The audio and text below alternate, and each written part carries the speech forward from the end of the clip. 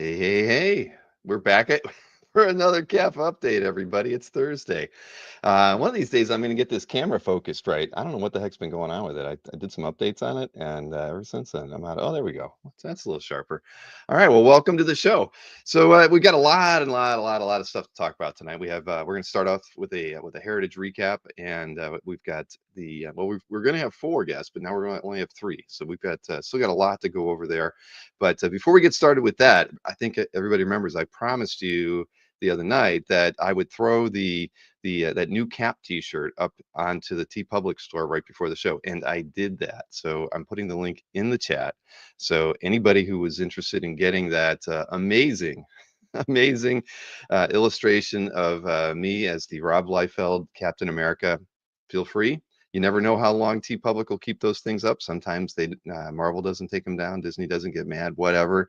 But they're up there now, so you can purchase it. And I even threw the Snork one up there, where Snork was cradling Chris like he was a little baby. So that one's up there too. America's Bust, says Stingray. You got that right. So those are up there, and again, there's a T Public sale too. I think it's like literally like 30 or 40% off everything right now. So they're like $16. So yeah, what a deal. So I would encourage everybody to even pick up an extra one. You never know how long those will be up there too. So, but yeah, good show tonight. I've got four gentlemen in the green room right now. So we are going to talk about the heritage recap. So we're going to get everybody started. Let's see who we got. We got Nick, we've got Dan, and we've got Mr. Berkey. Yo. I think you have three in the chat, not four, you said. Yeah, I know. I keep wanting to say four because I keep thinking about Dino. Dino had to cancel right before we got started. He's with us in spirit. He is, and we have his picks because I didn't do any picks today because I figured with four guests there was just going to be too much stuff to go over in an hour or so, and I just figured I'd pass. But now I've got Dino's picks in case we have extra time. This was one heck of an auction. I had to be a spectator, not a participant this auction, but I got to tell you, there was such extremes in the auction, more than normal. There was a bunch of stuff where you're like, holy wow, that went for more than I thought.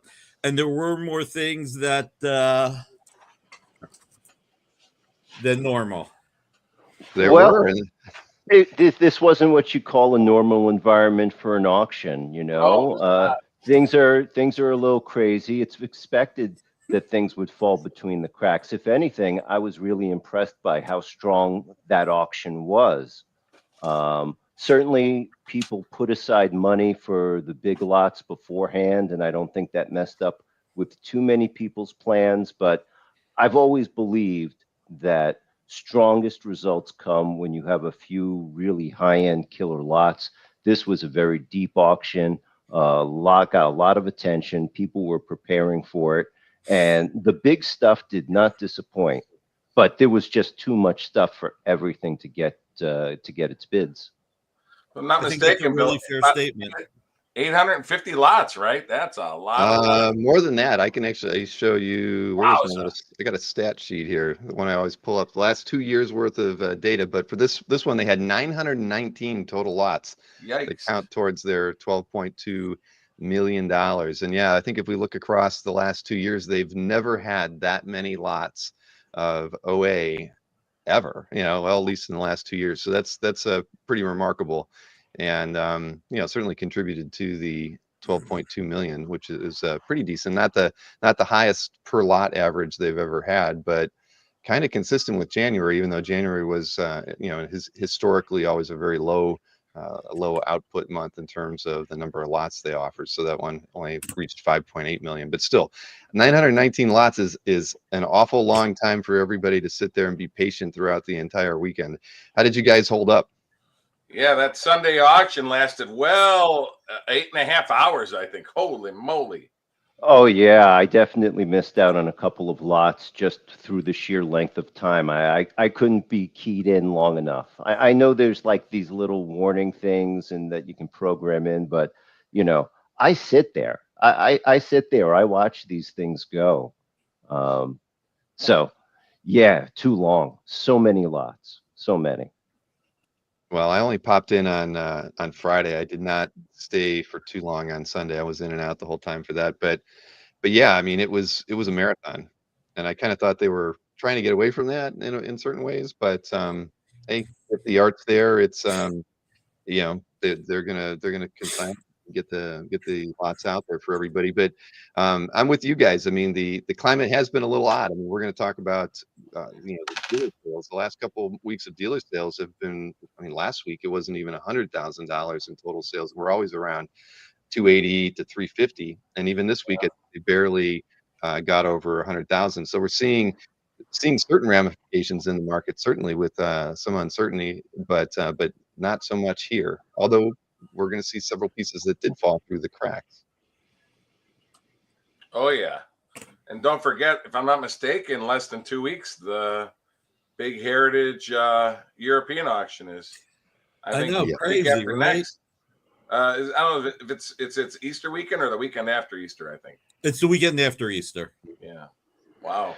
It's Yeah, intense. It was always going to have issues coming the day after a big signature auction in the U.S., but add everything into the mix. And I'll say if there's something that you really like in the international auction, follow it closely. You got a better chance than you did this time around. Yeah. and listen, there was a lot of great stuff in this auction. I did look at the international auction just to give it a look see. I think that this auction had a lot more high price point items than the international would normally have. So it seems like a lot more got moved here. But it is amazing that this auction and the January auction, the average per lot was almost the same. True. I mean, with a huge difference in the number of lots and the final result. So yeah, I mean, the good stuff still goes. But um, do you want to just like dive in and look at some of these? I mean, I know that Yeah. all three of you did pick pieces that did well and underperformed, so you kind of got a good spectrum on the results from this last sale. Yeah, And let's get the show on the Let's road. start with Danny O. Danny O. put him in the Okay. Danio. I don't know about that, but there he is, top's position here, Dan. So you Thank chose you. to go with the Art Adams that I think a lot of course, X-Men and X affiliated collectors were very curious about. Well, I'm just going to say for the record, great buy. It's hard to look at a piece of comic art and say that it went cheap for $250,000, but there are high-end collectors out there who are very thirsty for art's best work. I've seen people pony up something in the neighborhood of 100K for something that may not be really old, but it's really big and really pretty. And this thing is really big and really pretty. And it's one of his best ones. I mean, Longshot came first, but this was an X-Men book. X-Men people picked this up. A lot of people got turned on to Art Adams this way, and it's one of his definitive issues. I mean, it's a record for a public sale of an Art Adams piece, but it's the best piece of Art Adams art to come out that I've seen. So, yeah, I was expecting it could have gone for maybe 350. I will say I was surprised by the number. I was really surprised. I mean, it is gorgeous, but this, when you think about those of us who grew up reading comics in the late 70s and early to mid 80s, this 4-issue series, which is what it was X-Men, 2 issues of X-Men Alpha Flight, New Mutants annual, and the X-Men annual. And it was Paul Smith on 2 books, and I think Art Adams on 2 books. They were such seminal works. They were stories that are so well regarded that I should not have been surprised that it hit this number. And it's just the importance. It's just, you think of Death of Phoenix, you think of Spidey's black costume, you think of all these events that were meaningful. This was an annual event that ended up being meaningful. I mean, you had everything going on, including Madeline Pryor being a big part of this. Just a great 4 issues, and I'm amazed at the price, but the way Dan is now saying it, maybe I shouldn't be so amazed. But congratulations to the winner, because this is drop dead gorgeous. It's a beauty, that's for sure. And I thought it could have went a little higher myself, Dan. I mean, I wouldn't have been surprised if it did. So, Well, I think if the X-Men are more prominent than the New Mutants, it goes way, way, way higher. true. Fair In enough. in my Storm opinion. wasn't enough, right, to carry it. Yeah, but But still, it's great. $250,000 for a cover.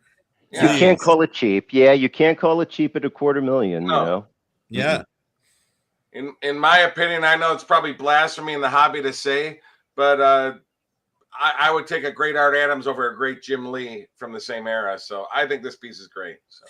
That You is know what I'll blasphemy. make this akin to? And actually, I'm going to make it akin to something Mike picked up. Mike picked up the Iron Man Submariner cover by Gene Colan and Bill Everett years ago. And he paid a monster number for it. Oh, yeah, yeah. But you sold it like a year later for a monster number plus more. Yeah. So something like this that's quality, 240,000 is still a lot of money, but might still end up being at something that there's meat on the bone. I'm calling this the low end of the range. Call me crazy. No, I'll call you Dan. Like I said, you sold me on this. You sold me on I'm with you, 240, Dan. not necessarily being way higher than I thought it would go now. All right. Well, this is definitely one of yours next. Fell between the crack. Oh, yes, that's the one. Beautiful, beautiful Burn X-Men page. I track the market. I know you follow the market too, Bill. A lot of people follow the market, and it's been years, really years, since I've seen a page with this much action, with this much Wolverine. If you scroll down, to go for under six figures. This is as good an X-Men page I've seen move around for 75K in quite some time, and I think whoever bought it made a good call. I think they made a great call. And isn't this the first issue of Kitty Pryde too? This is her first appearance issue. It's 129. 39. This is 139. Oh, This is 139. Yeah. Okay. Yeah. No, it isn't. It doesn't have that first appearance premium. Okay. Beautiful page. Yeah, no, I'm with you. I mean, with what they've been going for, I think this was a good price. But later in the run, right? I mean, it's a little less desirable. It's got the Wolverine. There used to be a Wolverine. There used to be a Wolverine tax. There used to be a Wolverine claws out tax. Someone ducked it this time. Congratulations. Mm-hmm. Okay, Robert. I thought there was something, but thanks, Robert. No, but look, it's a Danger Room battle scene, and you've got 4 major X-Men. I mean, it's fantastic, and I would have pegged this higher. So, but I'll go with what Dan said. Yeah, it fell through the cracks. I mean, look at that. The Wolverine's claws are sheathed. It's great. Sheathed. Is it sheathed when it's unsheathed? Unsheathed. Sorry. Great buy. This is where Nick shuts up. Now, Kirby Everett Thor cover. I love this one. Boy, how many of these have you seen over the years, Mike? There aren't many. And how many of them look as good as this one does? No. I have no idea if this was cheap at this price, but it's hard to imagine that this is expensive at the price, because this is a true one and done. You get one of these, you'll never need another Kirby Thor example again. I agree. I thought it would go higher. I was interested in this, and I know you always hear that story, but a really good friend of mine really wanted it, so I passed on it, and I found out he didn't win it, and I think it should have gone higher. So, what would you have taken it to if you weren't backed off? Oh, I would have taken it easily to pass 150 gavel, which would have been 180. Wow. So, but I thought it would hit 200, and I just think there's an Everett premium. Everett inking Kirby, is even a notch above Synod inking Kirby, in my opinion. And in this example, I agree. And, definitely for this one. He only inked them on this pretty much, and so I just thought it was awesome. Awesome. I also cover. think the Wrecking Crew is a group of villains that people love with Thor. You know, you've got Loki, you've got Cobra and Hyde, and the Wrecking Crew. They're probably in the top 10. So Nah, maybe a little this bit is of just an iconic cover. yes, and on top of it, you have the great Bill Everett over Jack Kirby. Yeah. So I think that whoever bought it is a very happy camper today. They should be. Yep. Yeah, now so what you said you pay for it, they might be offering it to you sometime in the future. That's okay. Yeah. Hey, I spent the most in this auction. I mean, like I said, when we get to my stuff, I spent more than I've ever spent in an auction since I bought that Ditko pinup last year. So That's So not I a bought good a lot deal. of stuff in this auction. I thought there was a lot of great buys, a lot of high prices, a lot of great buys because Oh of the my God. volume. You know that's like only 9 months, Mike. I did. Listen, I didn't even want to make the comment. I mean, This is the 4 most I auctions. spent since You the might have a Ditko lot of splash. comic art. It's the most I've spent in a heritage auction ever. I'll put it that Okay. way. Okay. Now let me just say, this was a very special piece to me personally. That Alan Moore run on Swamp Thing, it might as well have been the catcher to the rye to me. You know, if you were at a certain age, and I'm talking about guys in their mid 50s, you know, you pick this up off the rack, and it just blew me away with the writing. It's you know the kickoff. It's his introduction not only to the series, but Alan Moore's introduction to the U.S. I remember this thing being up on the comic wall for a while. It was a hot comic. It ticks all the boxes. It was amazing, but it was also $200,000. Which, look, I'm not saying that that's a crazy price, but I don't think it should have been that much. Um, the guys who came before me, they like the Bernie Wrightson. And the guys who came after me, if they're interested in Alan Moore's stuff and they want to blow that kind of money, they can gravitate to Watchmen or, you know, one of his more recognizable characters. Uh, but this is a key piece. You know, it's a key piece of my childhood, and I think for a lot of other guys too. So it pulled in a premium. I don't know. I thought it should have been like 125, maybe 140, but does it shock me that someone paid 200, around 200 for it? No, I get it. I don't like it. I was totally outbid, but I get it. But you were a player up to a certain level. Up to a certain level. I wanted that one so bad. I had the 24, but you know, you can always upgrade. How many times am I going to get a chance to get the Swamp Thing 21 cover? This might have been your last. You never Oh, know. don't rub it in, Bill. Don't rub it in. That's a sorry. beautiful cover, but I thought it It is. definitely overperformed. So good for the seller and the buyer. Yeah. Mm. Yeah, I have no idea on that market. I was not expecting it to go that high. I mean, I was thinking, 110, 120 maybe. I don't know. But hey, Strong. it just shows you what I don't know about that the Alan Moore, I guess, goose in the parade. The Alan Moore Swamp Things were really cerebral, and he did things there that were the stories and the tapestry he created were just incredible, and it did leave a big impression. I mean, the funny thing about Swamp Thing, unlike Watchmen, unlike some of the other work, it wasn't hyped up. It was word of mouth. It was something that there was some magic with him and Bissett and Toddlebin. So this, I mean, it's considerably higher than I would have thought it would go for. But even though it was a strong price, if you paid this much money, it's something you're going to love forever. So I'll go with what Mike said, which is congrats to the consigner and to the winner. Mhm. So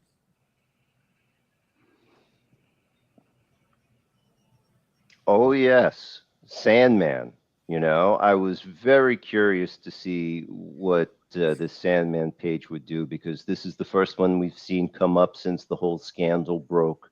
And without going into the details of the scandal itself, I always felt that his early work on Sandman was going to transcend and would still have its demand. Maybe not so for the Graveyard Book or Dead Boy Detectives, but this stuff, Sandman 21, Season of the Mists, first appearance of Delirium, all that other things. It ticks a lot of boxes, and this thing should have done 20K, and sure enough, it did around 20K. So, the market for the material is alive and well and still loved. I actually think it should have done a little bit stronger, and I guess the controversy has taken away a little bit. But the amazing thing about Sandman, when you look at the entire run, there was never a superstar artist, and probably the highest profile artist at the time was Charles Vess, the single issues that he did.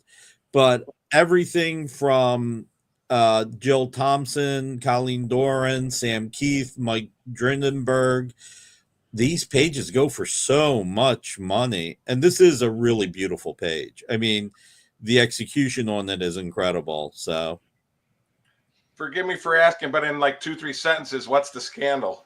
we'll talk later. Okay, because I don't know what that is. So. Don't worry about it. We'll talk later. That's It's not right. what You we're can, talking about. you can Google Ask it when Google. we're done. Ask Mike. Google. I didn't Ask know if Google. it was taboo to ask, so I figured I'd ask. It's we not family friendly. Yeah. Oh, okay. I didn't know. I didn't Yeah. know if maybe they're saying like somebody drew it and gave him credit or something. Oh no, it has nothing Not to do with quite. the art. No. Oh, okay, never mind No. Dan, I got to tell you one thing. I need to thank you because I would have cried if it wasn't for you. I would have cried not having gone after this.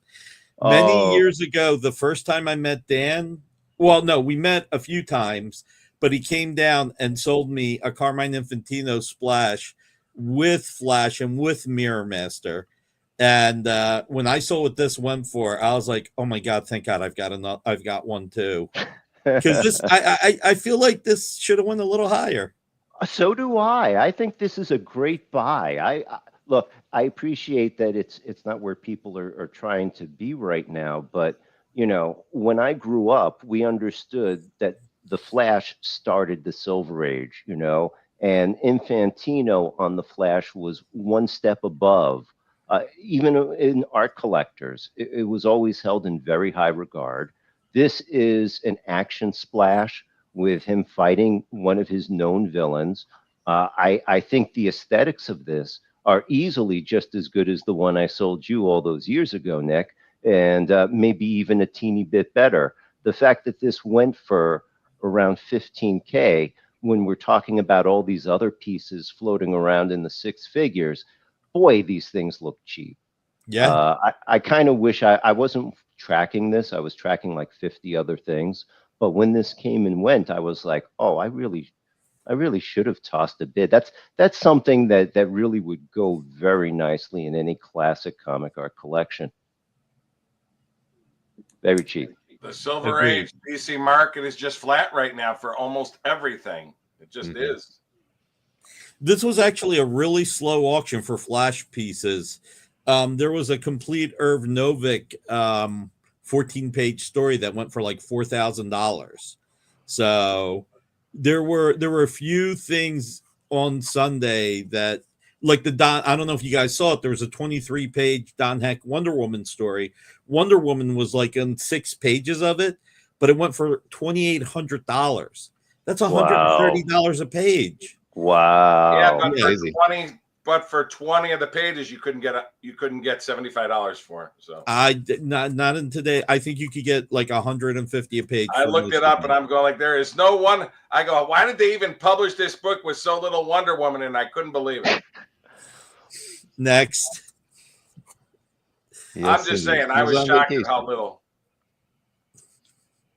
So you didn't get that one, did you, Mike? The Wonder Woman, no. Okay. How about this Defenders cover? Did you get this one? Oh, congratulations. Sorry, Mike.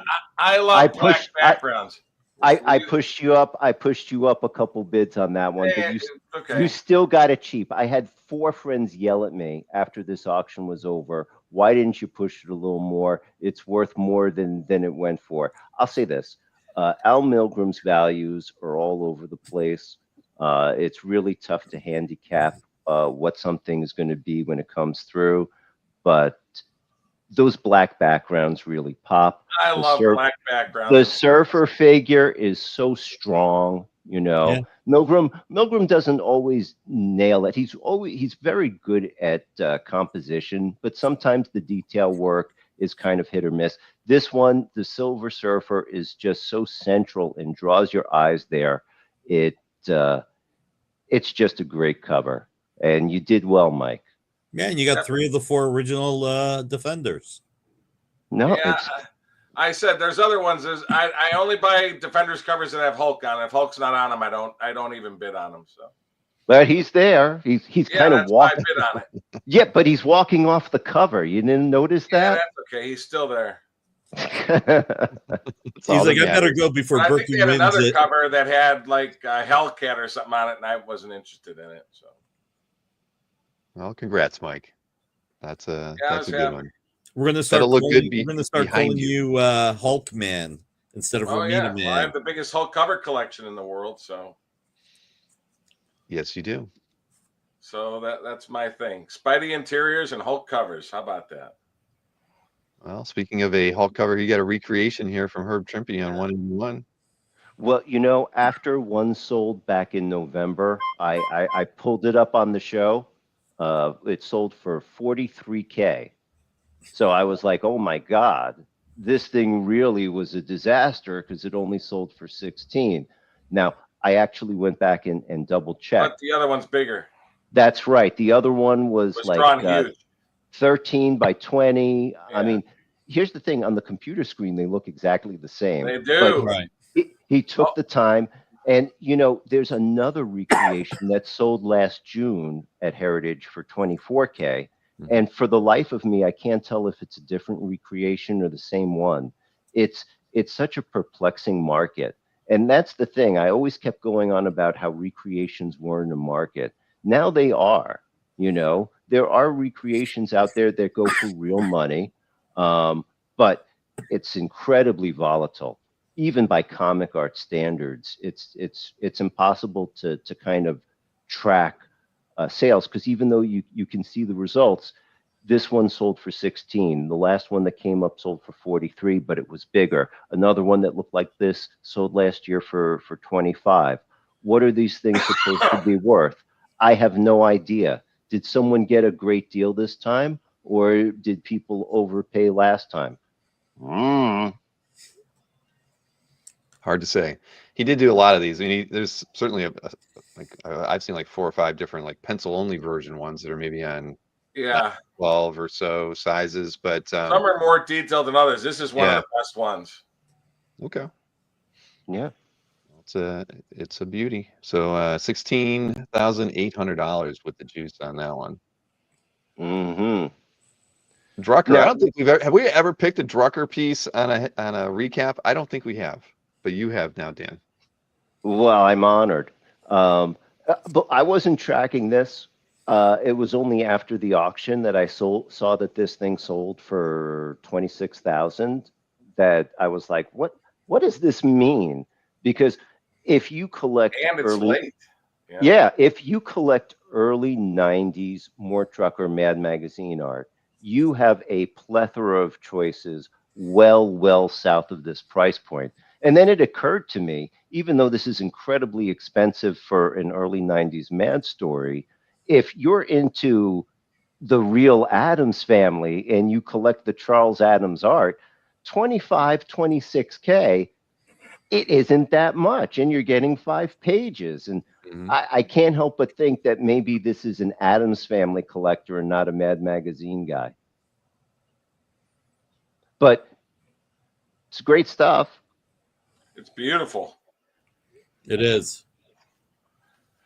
Yeah, it is. But you never know. But hey, so 26. I think that was a 4-page story. You have to emphasize too, right, Dan? Yeah, I think it's 5 pages. Oh, 5 pages. So that money is not just for the splash. It was a 5-page story. So that I know, but look, 5K, 6K page is still a lot. No, I never thought it would hit that high, but there's a There's a lot of collectors for certain TV shows, so I get it. Just like I'll wait till it's my turn. I think I did pull a thing late for the show, so I'll wait on that. No, maybe I didn't, but I'm a big fan of the crack covers by Severn when they have like TV themes on them. I try to go after those because I just think they're so cool, like sort of like something like this, Mm-hmm. by John Severn. I'm into the crack, not mad so much, not crazy, but I always like the crack covers because I think they're reasonably priced. Oops. Oh yeah. What would a recap be without me pulling up a Preacher cover? That is gorgeous.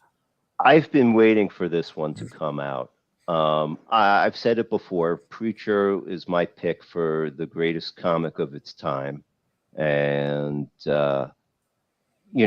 this was a cute little story nestled right in the middle of the storyline, a little love story about how this immigrant came to New York and just fell in love with it. And I had just moved to New York at the time, and I really felt that the story resonated within me. And I figured for sure, maybe someone would like it up to 15, but for 20, no one was going to pay 20 for it. And lo and behold, someone was willing to pay a lot more than 20 for it, and strike out again. But one of my favorites. Waited for this one to come out. Beautiful to see it. Congratulations to the owner. You've got a great cover. So it went for how much? I can't see the price. 29. 29. So what did you feel retail was for it, Dan? I thought it was 15 to 20. Oh, okay. Because it doesn't. This isn't the main character. This is his sidekick. Oh, okay. This isn't the main character. It doesn't have him or the girlfriend. This guy is like the third most important character in the group. Him as a solo, I thought that you take a little of the premium because we've seen him go for $25K, the best ones.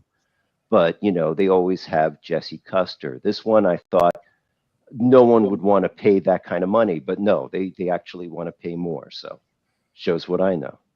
It's just a gorgeous piece. It's just a gorgeous piece. I mean, and it's different than almost any other Preacher cover. So, yeah. It's still a lot of money. We had a lot of comps to look at over the last year and a half. So you're right. I mean, I kind of was thinking it was going to be more on the low end of the stuff that we've seen selling, but like everybody was saying, yeah, pivotal moment, and somebody really, really, really wanted it. So I'm sorry, Dan, but there will be more. Two somebodies. It took two to get it that high. That's gorgeous. This is another one out of left field. I'll say it's a strong price, but I have no idea, honestly. I'm an 80s kid. This is a 90s kid kind of thing. Maybe as recently as 5 years ago, this thing would have had people talking left and right. What does this mean? But the 90s kids have made their presence felt, and something like this happens. It's just, oh yeah, that really is a nice Pit piece, isn't it? For Pit, I think the price was pretty strong, but you know what? The 90s stuff is just having their way lately. So, yeah, the 90s stuff. It looks pretty. It's expensive too. Yeah, that tracks.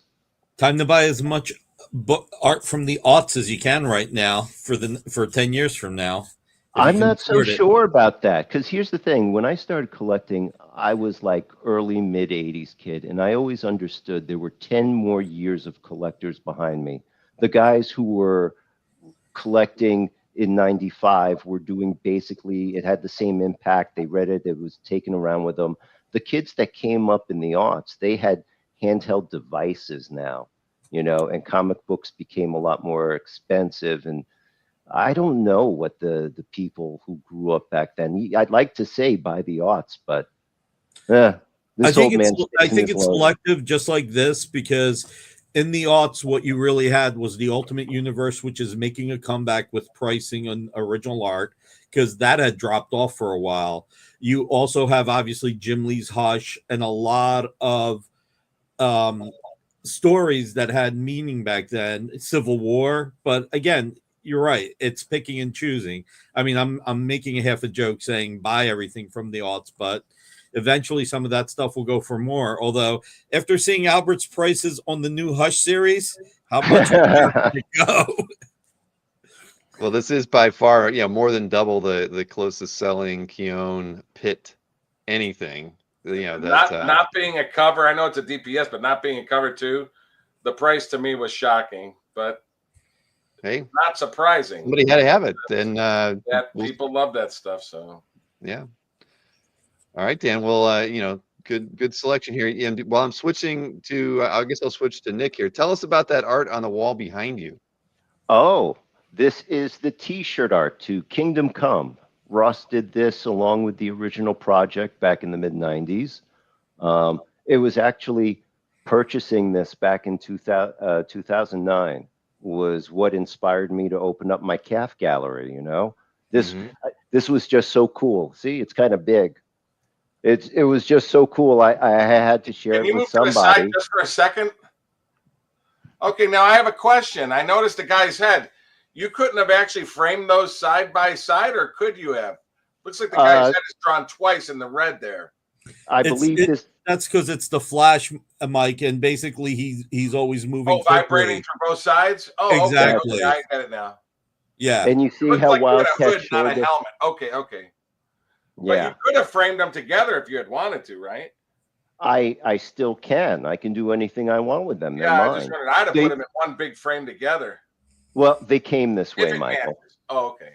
But you make an excellent point. I thought about it once upon a time.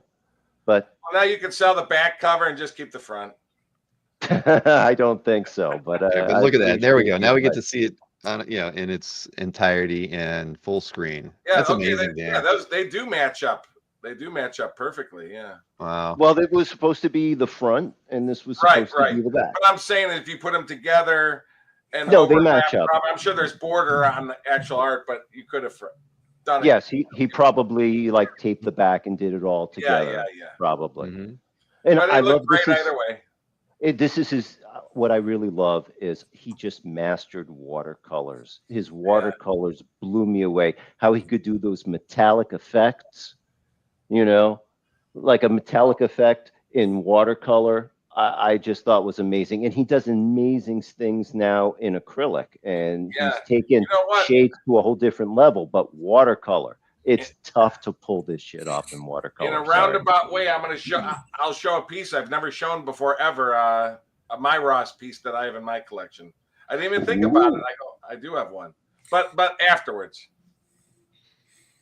All right. Well, Nick is up now. So Nick, you picked an Infinity Gauntlet cover that I think a lot of people were following this one just to see where it was going to end. It ended up at 162,000 with the juice. I thought that was a monster number. I know some people, or at least one person, thought it should have hit 200,000. Well, the seller thought it should have went more. Go figure, right? I wasn't going to say who, but yes. Yeah. But I mean, it is a really great cover. It's powerful. It's phenomenal. I thought it was going to hit $80,000 to $100,000. That's really where I thought it was going to hit. Because it's not pure Perez. I mean, it's Lim and Perez, but when I saw that number, I was happy for the seller, happy for the buyer, because they got something great. You don't spend this much money without loving something. But man, to me, that was a strong number. Yeah. I definitely had one of those "are you kidding me" moments. I mean, I like it too. I don't like it that much. I appreciate that there's only a few Infinity Gauntlet covers that come around, and honestly, all of them were tucked away, and you're not going to see many ever. And that must have been what spurred on all of the bidding. But I didn't think it was going to get anywhere near this number. No, I personally thought it went pretty strong. Marcus, again, but it's for Marvel. seller We all can agree on that. But it is a beautiful cover, though. I mean, that's at the end of the day. I hear what you're saying. It's not all Perez, but Perez over Lim is pretty. It's still No, fantastic. to quote Arthur in the movie Arthur, it doesn't suck. It's a great cover. I thought it was a strong price, which is one of the reasons why I wanted to put it up here. So, Oh, nice way to get things started with your set. So then the the Superman Man of Steel page, splash page, went for 132. I had no idea where I thought it was going to land, but what do you think, Nick? well, I mean, there's been a lot of Bogdanov coming out over the last couple of years now that John's been releasing his art, and the numbers seem to be settling a little bit. I thought this was going to go for maybe 60. On the high end, I thought 75. That's what I'm saying. This overperformed for sure. Yeah. Well, here's the thing. I'm sorry. I don't mean to interrupt, Nick. Sorry. Go ahead. No, go ahead. It's just, I think releasing all of that art in such a linear fashion, I am starting to see pieces fall through the cracks. But if it's all coming out, then the people who are really the most interested in it have already gone through all the books and they've picked the covers, the pages, the things they're really going to go for. So on one hand, it looks like such a strong result compared to what his pieces pull at auction. It seems really likely that whoever the big dogs are who are fighting over these pieces had this circled, months ago, maybe even a couple years ago, waiting for the day that it came up. That's the only thing that makes sense to me. Yeah, and what I was about to say, Noel said something similar. You can't, if you want a big Superman. Was 75 still complete? Yeah, it outside of 2 pages, they're in the Middle East. One in the Middle East bought everything but 2 pages. Oh, okay. So where I was going with this is I thought 60 to 72, 75 was going to be the top because it's a big battle scene. Because, leading up to the death of Superman, you've got Doomsday fighting Booster Gold, fighting the Justice League, fighting everybody before he gets to fight Superman. So this is climactic. Don't get me wrong, but it pretty much went for double what I thought it would. But hey, man, you're not going to get a page from issue 75, so may as well get this. The last page before 75, right? Yeah.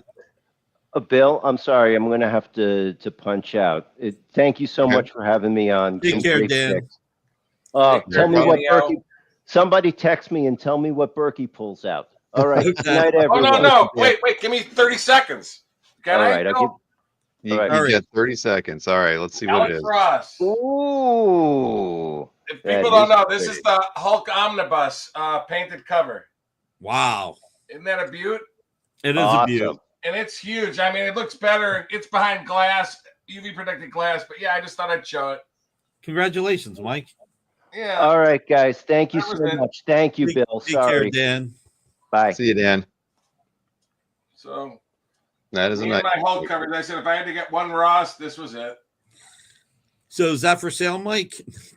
For the right price, everything's for sale. So anyway, this was definitely a strong price, but it's a beautiful page. Dan is right that people were waiting for something like this. So this one I can't tell if it fell through the cracks, but it is a jewel regardless. Mm-hmm. It's the first Bagley cover on Amazing Spider-Man. I'm glad I clocked out of this auction because I might have had to have gone after this. I think it's historic. I think it's meaningful. You've got the Tri-Sentinel there, but the most important thing is you got Spider-Man there. And it's Bagley's first cover. And a lot of us remember this because it was McFarlane, Larson, Bagley. Right. Well, I always say, people don't know Bagley drew more ASM covers than any artist in history. Right before John Romita, and I thought this is the very, very, very first Bagley cover. It So is. to me, it holds some history. Like I said, I'm glad I clocked out because I would have had to have thought about it and it would have hurt because I think that's a good price, 72,000. I think there's meat on the bone. Yeah. All right. I mean, to me, the only covers that'll go for more are Venom and Carnage covers. So Agreed. So a goodbye. We said A goodbye. All right. Now we have the Maurice Severin X-Men 52 cover. Yeah, I mean, I was looking at this one too. I thought the price was pretty strong, being Marie. Yeah. If I'm not mistaken, didn't the Barry Smith go for about half of that? I think it went for 110 or something. Oh, did it? I thought it went 50? for less. Okay, you might be right. Yeah, I'd have to go. But it went for less. Number 55. Number 55. I'm sorry. Yeah. I used to own the 55 back in 2008. Yeah. Yeah, this went for much more than I thought it would. I mean, I thought this is another one that I thought 60 to 70, But again, they're just so hard to find if you're an X-Men fan. So yeah, and it is stunning. It is a stunning cover. There's a lot of characters. I didn't even realize till now. That's Magneto at the bottom? Yeah. Wow, I didn't even realize that was him. Wow. Yeah, you got Magneto, you've got the X-Men, you've got so much going on. But I still listen, this is not a lot of people's favorite part of the run. So yeah, but and as great as Marie Severin is, you don't think of her as an X-Men artist. But again, they started doing reprints just a little after Neil Adams, so there's not a whole lot of that early stuff out there. Yeah. So anyway, great looking piece, but to me that's a obviously pretty close to a record probably for Marie Severin cover. Agreed. Mm-hmm. All right. Well, who was the inker on it? I was just curious. Sinnott. Oh, it was Joe Sinnott. Okay, Yeah. Makes sense now because it looks so good. It is very. Oh, that's not nice. Well, I mean, it looks really good. I'm saying versus like Mike Esposito, who I was close friends with. Sinnott just gives it that extra. Look at all. Looks like that Kirby crackle and stuff like that on it. It looks awesome. He gives it a little bit more power. I get what you're saying. Yeah. But be nice. I like this cover. Be nice. The power of a successful TV show. That's all I have to say. This averaged out to less than $2,000 a page, and I don't know how much you want to place value on the cover, but with the cover just being two hands, I thought this was an incredible price. I mean, I don't know if somebody bought it to break it up, if there's breakup value here. But the power of a great TV series. I mean, I'll leave it at that. What's the TV series called? Invincible on Amazon. Oh, never saw it. Okay. Well, sometimes the individual pages from the book sell for a lot, so maybe somebody, But is the TV series real sought after? The TV series is really watched. Well. Okay. Yeah. Boy, I'm not familiar with it. Ain't as good as The Boys. It's a great series, and everybody should watch Invincible. I think that honestly, Invincible. I thought it was an Iron Man story. You've been mistaken. It's on Amazon Prime, Mike. Just go next time you're thumbing through that. I will. Well, there you go. Here's something I didn't know that Carl and Kavi are telling us. This is a key issue. I didn't realize that. Well, there you go. So somebody probably did get a good deal on this one, even though the price seems a little steep. Yeah, I mean, it's just so interesting and a little weird considering the book's 11 years old. Mm-hmm. So impressive. Gil, hey, you're allowed to. It's all good. Oh my God. I cannot believe how much this went for. I mean, Jesus.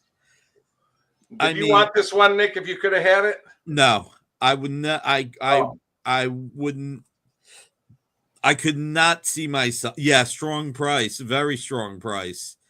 I cannot see myself spending this much.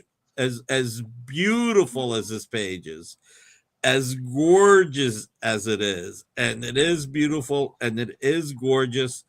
I mean, it's not a fight page. I mean, yeah, you got him saying where to next and give me a white, and you've got Kingpin at the bottom, but I mean, does any of this have?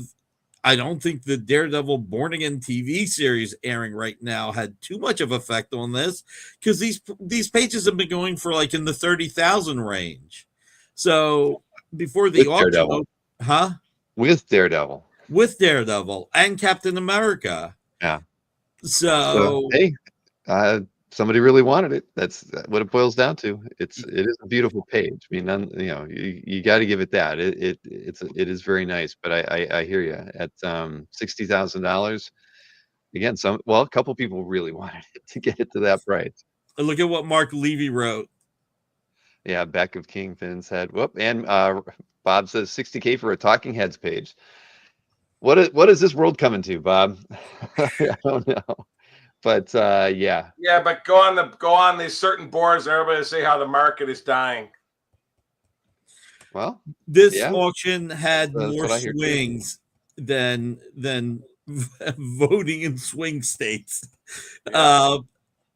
It was unbelievable what did well and what fell between the cracks. It is a gorgeous page. I mean, it's stunning, but wow, 60 grand. And it is the first issue with Nuke. I get that. Yeah, So well, it's closing in on Frank Miller prices right there. On the low end of Frank Miller. Well, a Frank Miller page with no Daredevil on it. Let's just put it that way. Yeah. Yeah, it is. That was drawn by Frank. You would expect it to be 70 at tops with no Daredevil. Now this one shocked me. Yeah, this one went for 60, and it's from Spidey 8. Great Wendigo image, of course, but yeah, I don't know the McFarlane market all that well, but you guys know much better than I do. Well, I've always said that I really started loving McFarlane's art more when he started right around the end of his Amazing Spider-Man run, and going into the Adjectiveless Spider-Man. You know, doing a little bit more of the horror, doing a little bit more serious. I just loved where his artwork was going. And I'll put my old man hat on and say, I remember 10 years ago, you could get a page like this for maybe $8,000, $10,000. Yeah, no Spider-Man or even Wolverine on it. I thought it would go for half of what it went for. Yeah, I mean, it's a great price, but it is a pretty powerful image. But artistically, it's stunning. It's just Wendigo. Yeah. If that person wants the first ever appearance of Wendigo on a cover, Hulk 162, contact me privately. And yeah, look at what Nolan pry it from your hands, though. We know that. But artistically, it's cool. When I saw the price first, and I go, "Oh, that must be Wolverine," and I go, "Oh my God, it's Wendigo!" Holy, holy. It's gorgeous. It is it's strong, but it's gorgeous. So, congrats to the winner. Next, where are we going to from here? The Wallywood Daredevil 8 with the Stilt Man on it. I like this page just from context alone. 55,200 was the final with the buyer's premium on this one. The thing about this is, I will say the last auction, the last few auctions, Wallywood prices seem to have gotten a little depressed from there being too much. Well, dude, I'm talking about like the last two auctions. It felt like prices were dropping on Wallywood Daredevil. Yeah, they were still in the mid 30s and 40s, I thought. No, there was a few that fell into the 20s. Really? There were. With DD on it? Okay. Yeah, but this, I mean, I just couldn't believe it went this high. I would have thought that it would have topped out at 35 or 40. Yeah. So, but you're right. The first appearance factor, even though Stiltman's a silly character, but it's a great character. But I mean, great Daredevil images. So yeah. I agree. I followed them all. Gorgeous. If they would have went cheaper, I'd have been interested, but I thought they went high. They did go high. That did go high. And speaking of high on two levels, you got a high character. Just, I mean, this just goes back to the Miller market is still hot. I Oh, hot as mean, ever. you Yeah, got Matt Murdock and 52 almost on this you one. got a coach on who got shot up with heroin. I mean, it's just, but it sold for a lot of money. Mm-hmm. So it is good though. It is really, really nice. Great use of blacks. I mean, this is, you start seeing where Frank was getting ready for Sin City here. Yeah, well, it's late in the run. Probably more Miller layouts, like Bob was mentioning in there. But yeah, I mean, still at 51, it doesn't surprise me with the Miller stuff anymore. I mean, Yeah. nothing Yeah, surprises me in that part. this is 184, right? Yeah. Yeah, so like Bob's saying, I mean, almost everybody knows.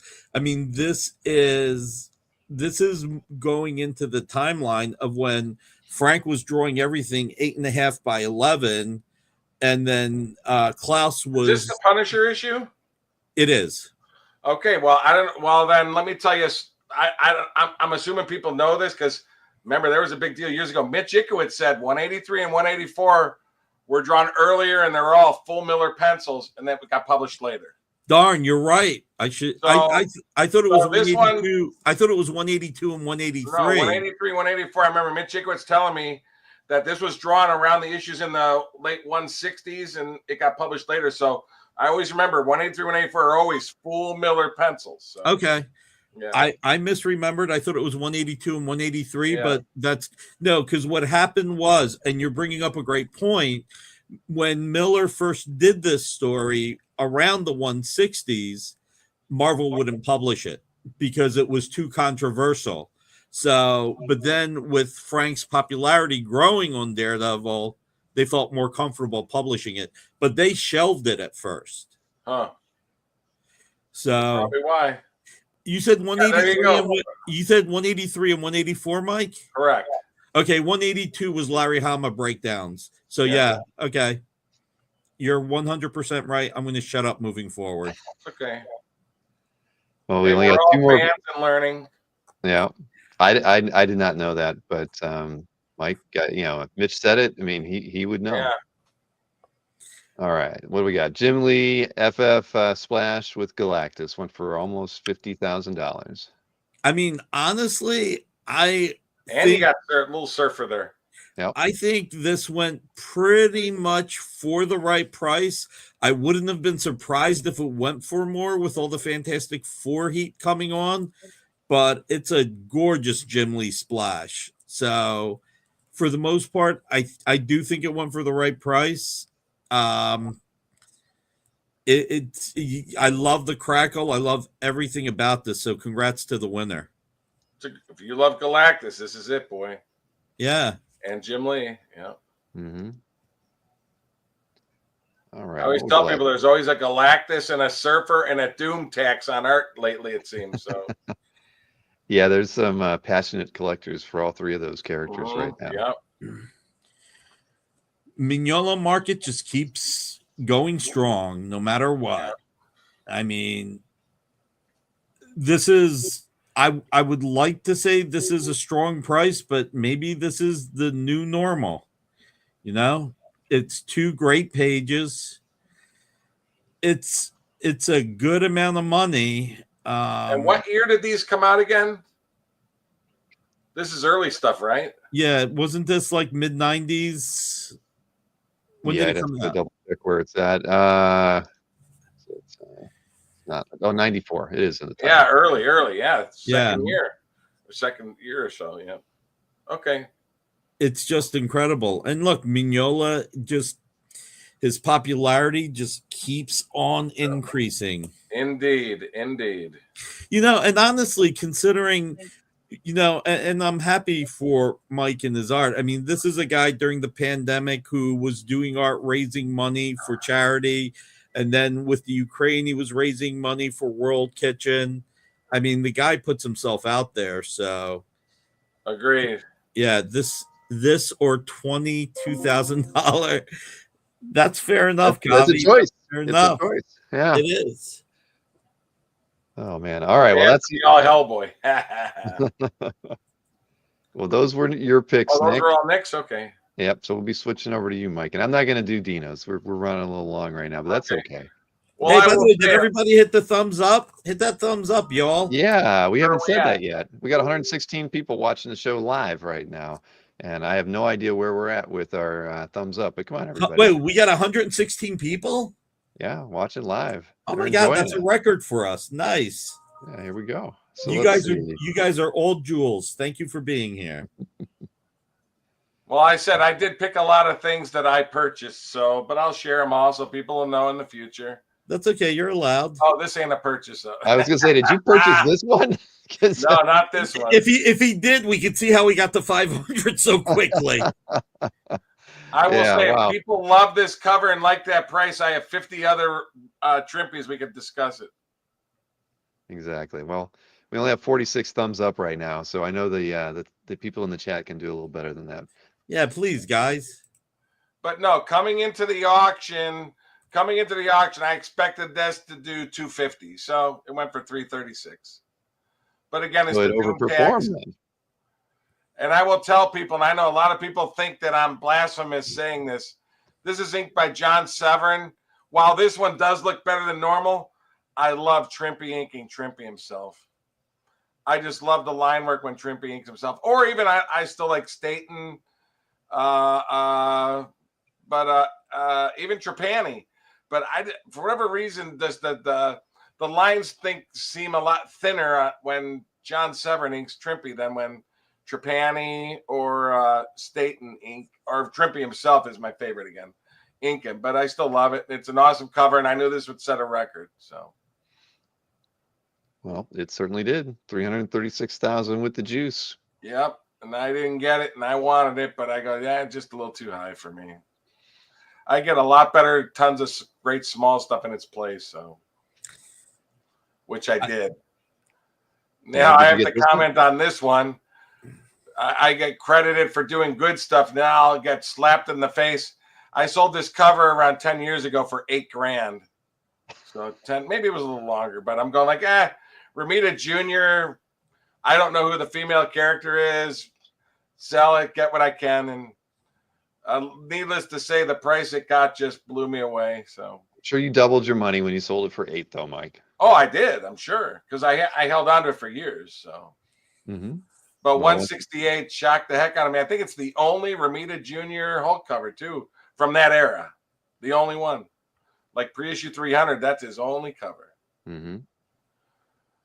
But it is beautiful. It is beautiful. And I had the whole book, and I sold the whole book. Just like the page, I think, went for 30 or 40 grand. I sold it on Dueling Dealers for, I think, $3,000 just a couple years ago. The page where she first appears. So. Wow. If we could, but I should have split up a different issue, obviously, and held on to that one. Oh well. Yeah.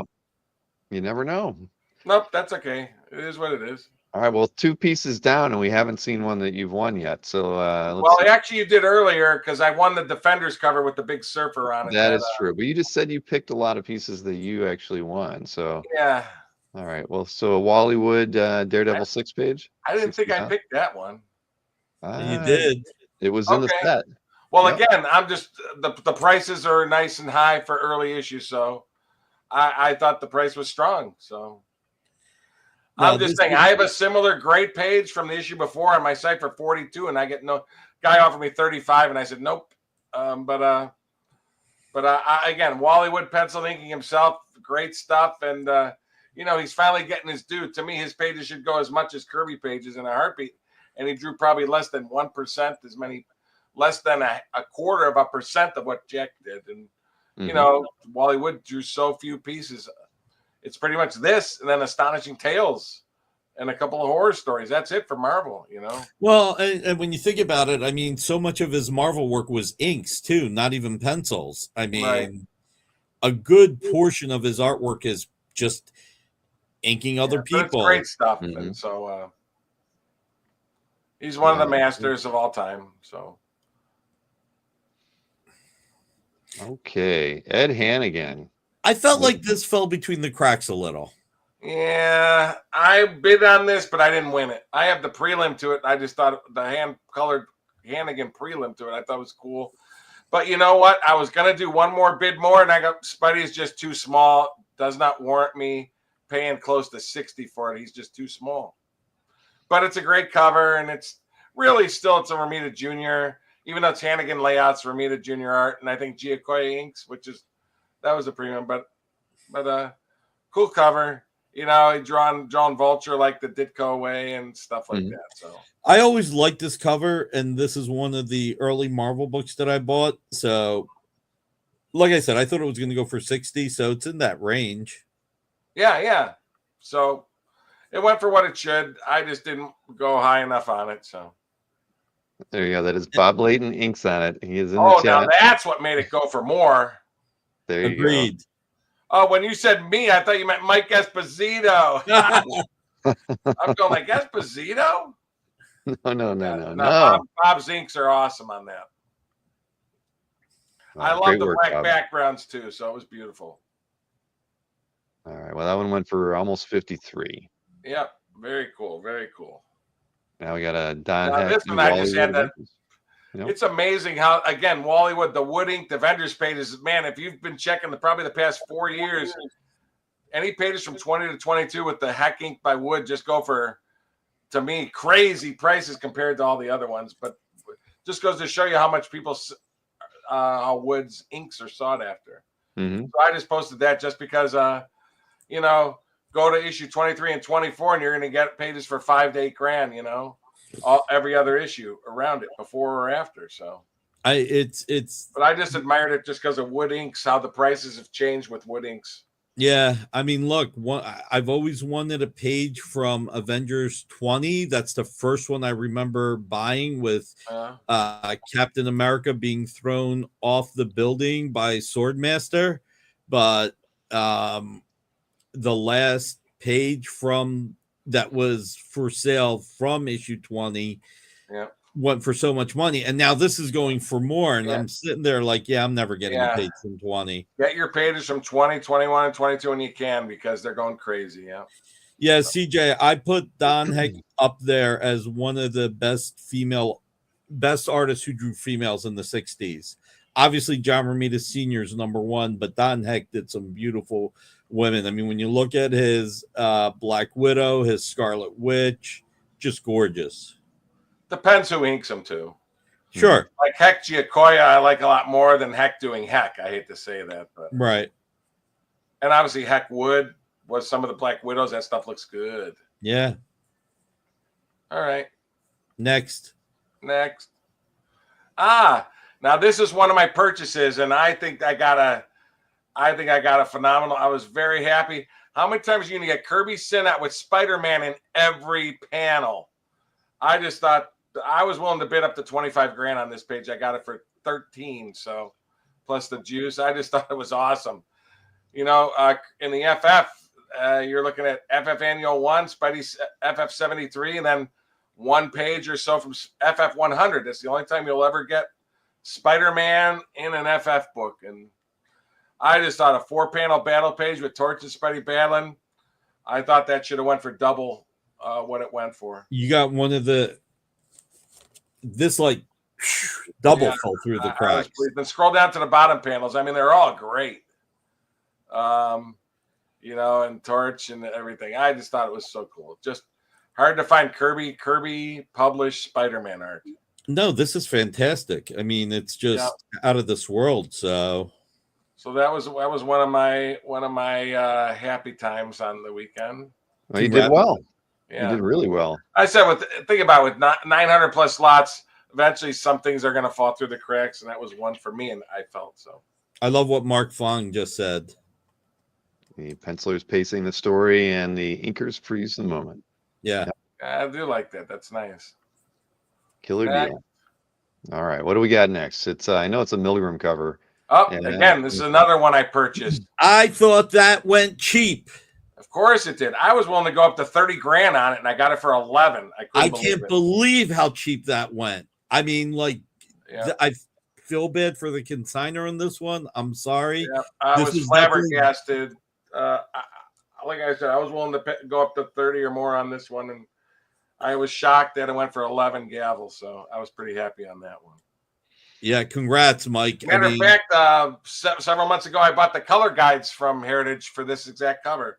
So now I have the color guides to go with the color sets to go with the art. So you would have went to 30 plus juice or 30 inclusive of juice? I would have done 30 gavel on this one.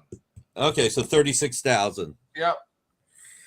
It's just incredible how cheap this went for. But again, they put it in I don't know why they put it in the Sunday auction, and it's at the end. They should have put it in the Friday auction. But I tell them that all the time. I go, sometimes I tell the guys that work there, I go, they're saying, oh, it has to be X amount for this. I go, but there's so many great things in Sunday that are way better than so many pieces on Friday. I don't get your rationale. But although this time you don't complain, Mike. I don't. Right. It worked out in your favor that time, man. Yeah, Carl said this could be your new Hulk mask if you cut it out. Bill, we'll have to do that for a show and color it. We can use this as one of the show graphics too. I think I did that with you once where you were transforming. Oh, you did where Hulk's going to the elevator from Avengers. Rick Welch says, cut it in half, put it in 2 frames behind you like Dan Potter. Yeah, then light box it, and I could have one whole Hulk and one whole banner. Yeah. The things. Yeah, I thought those were 2 of the cheapest things, and I know I have a couple more of the purchases I made that I thought were phenomenal. This is another one I purchased. I thought I got it for less than half of what it was worth. $10,000 for a Kurt Buscema Sinat FF splash with a huge thing on it. I mean, like I said, I thought this would go for 25 to 30. So I don't have a feel for this. The only feel I have is that it's beautiful. Buscema Sinat, man, that's wow. Like I said, it blew me away. So I'm going to start begging Heritage to keep having these 900 lot auctions. Yeah, I guess. Yeah, I don't know. They're. I don't know what to say. You're right. I mean, I think that might have been a part of it. 919 auctions is a lot of material to go through. But it's inked by Sinat, man. That's like, Right. I mean, interior pages from this period can go for 12, 15, 16. Yeah, I just sold a page this week for 8,500 with, from issue 120 in the 120s with they're doing stuff, but a panel page for 8,500. Mm-hmm. I mean, to get a full splash, big shot of thing, smashing up a car with look at all those detailed people in the background and everything. Is he on the Yancey Street? I don't even know if he's on the Yancey Street. I don't know. That thing amok. So anyway, I was pleased. Those were 3 of my pleases, and I think I probably have a couple more. It's gorgeous. But congratulations. I bought this one too. Again, colon inked by Sinat. I thought this would go for over 20. In my opinion, I thought it would go for over 20. Went for what, $8,500 or 8,000? Yeah, I thought this was going to do. I thought this was going to do 12 to 15. Yeah, but colon inked by Sinat again. To me, inkers matter sometimes. Yeah, I was shocked. So pleasantly shocked on that. So, like I said, I missed out on some of my big pieces, but I love getting all these things. So. Yeah, that's a doozy. Well, another good buy, Mike.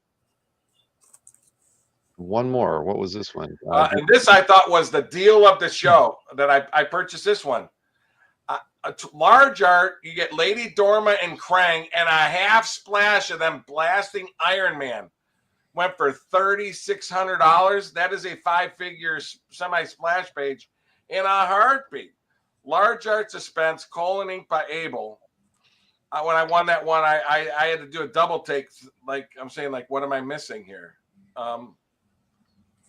I thought that was the best deal in the show for the price. I think that Hulk cover. I think the split face Hulk cover was the deal. Yeah, that probably was too. But those were my ones that I'm going like, wow. I couldn't believe those fell through the cracks. So, but you didn't get anything with any harpies. No harpies. I'm waiting for the Hulk 169 or 168 cover to pop up. Then I'll go for it.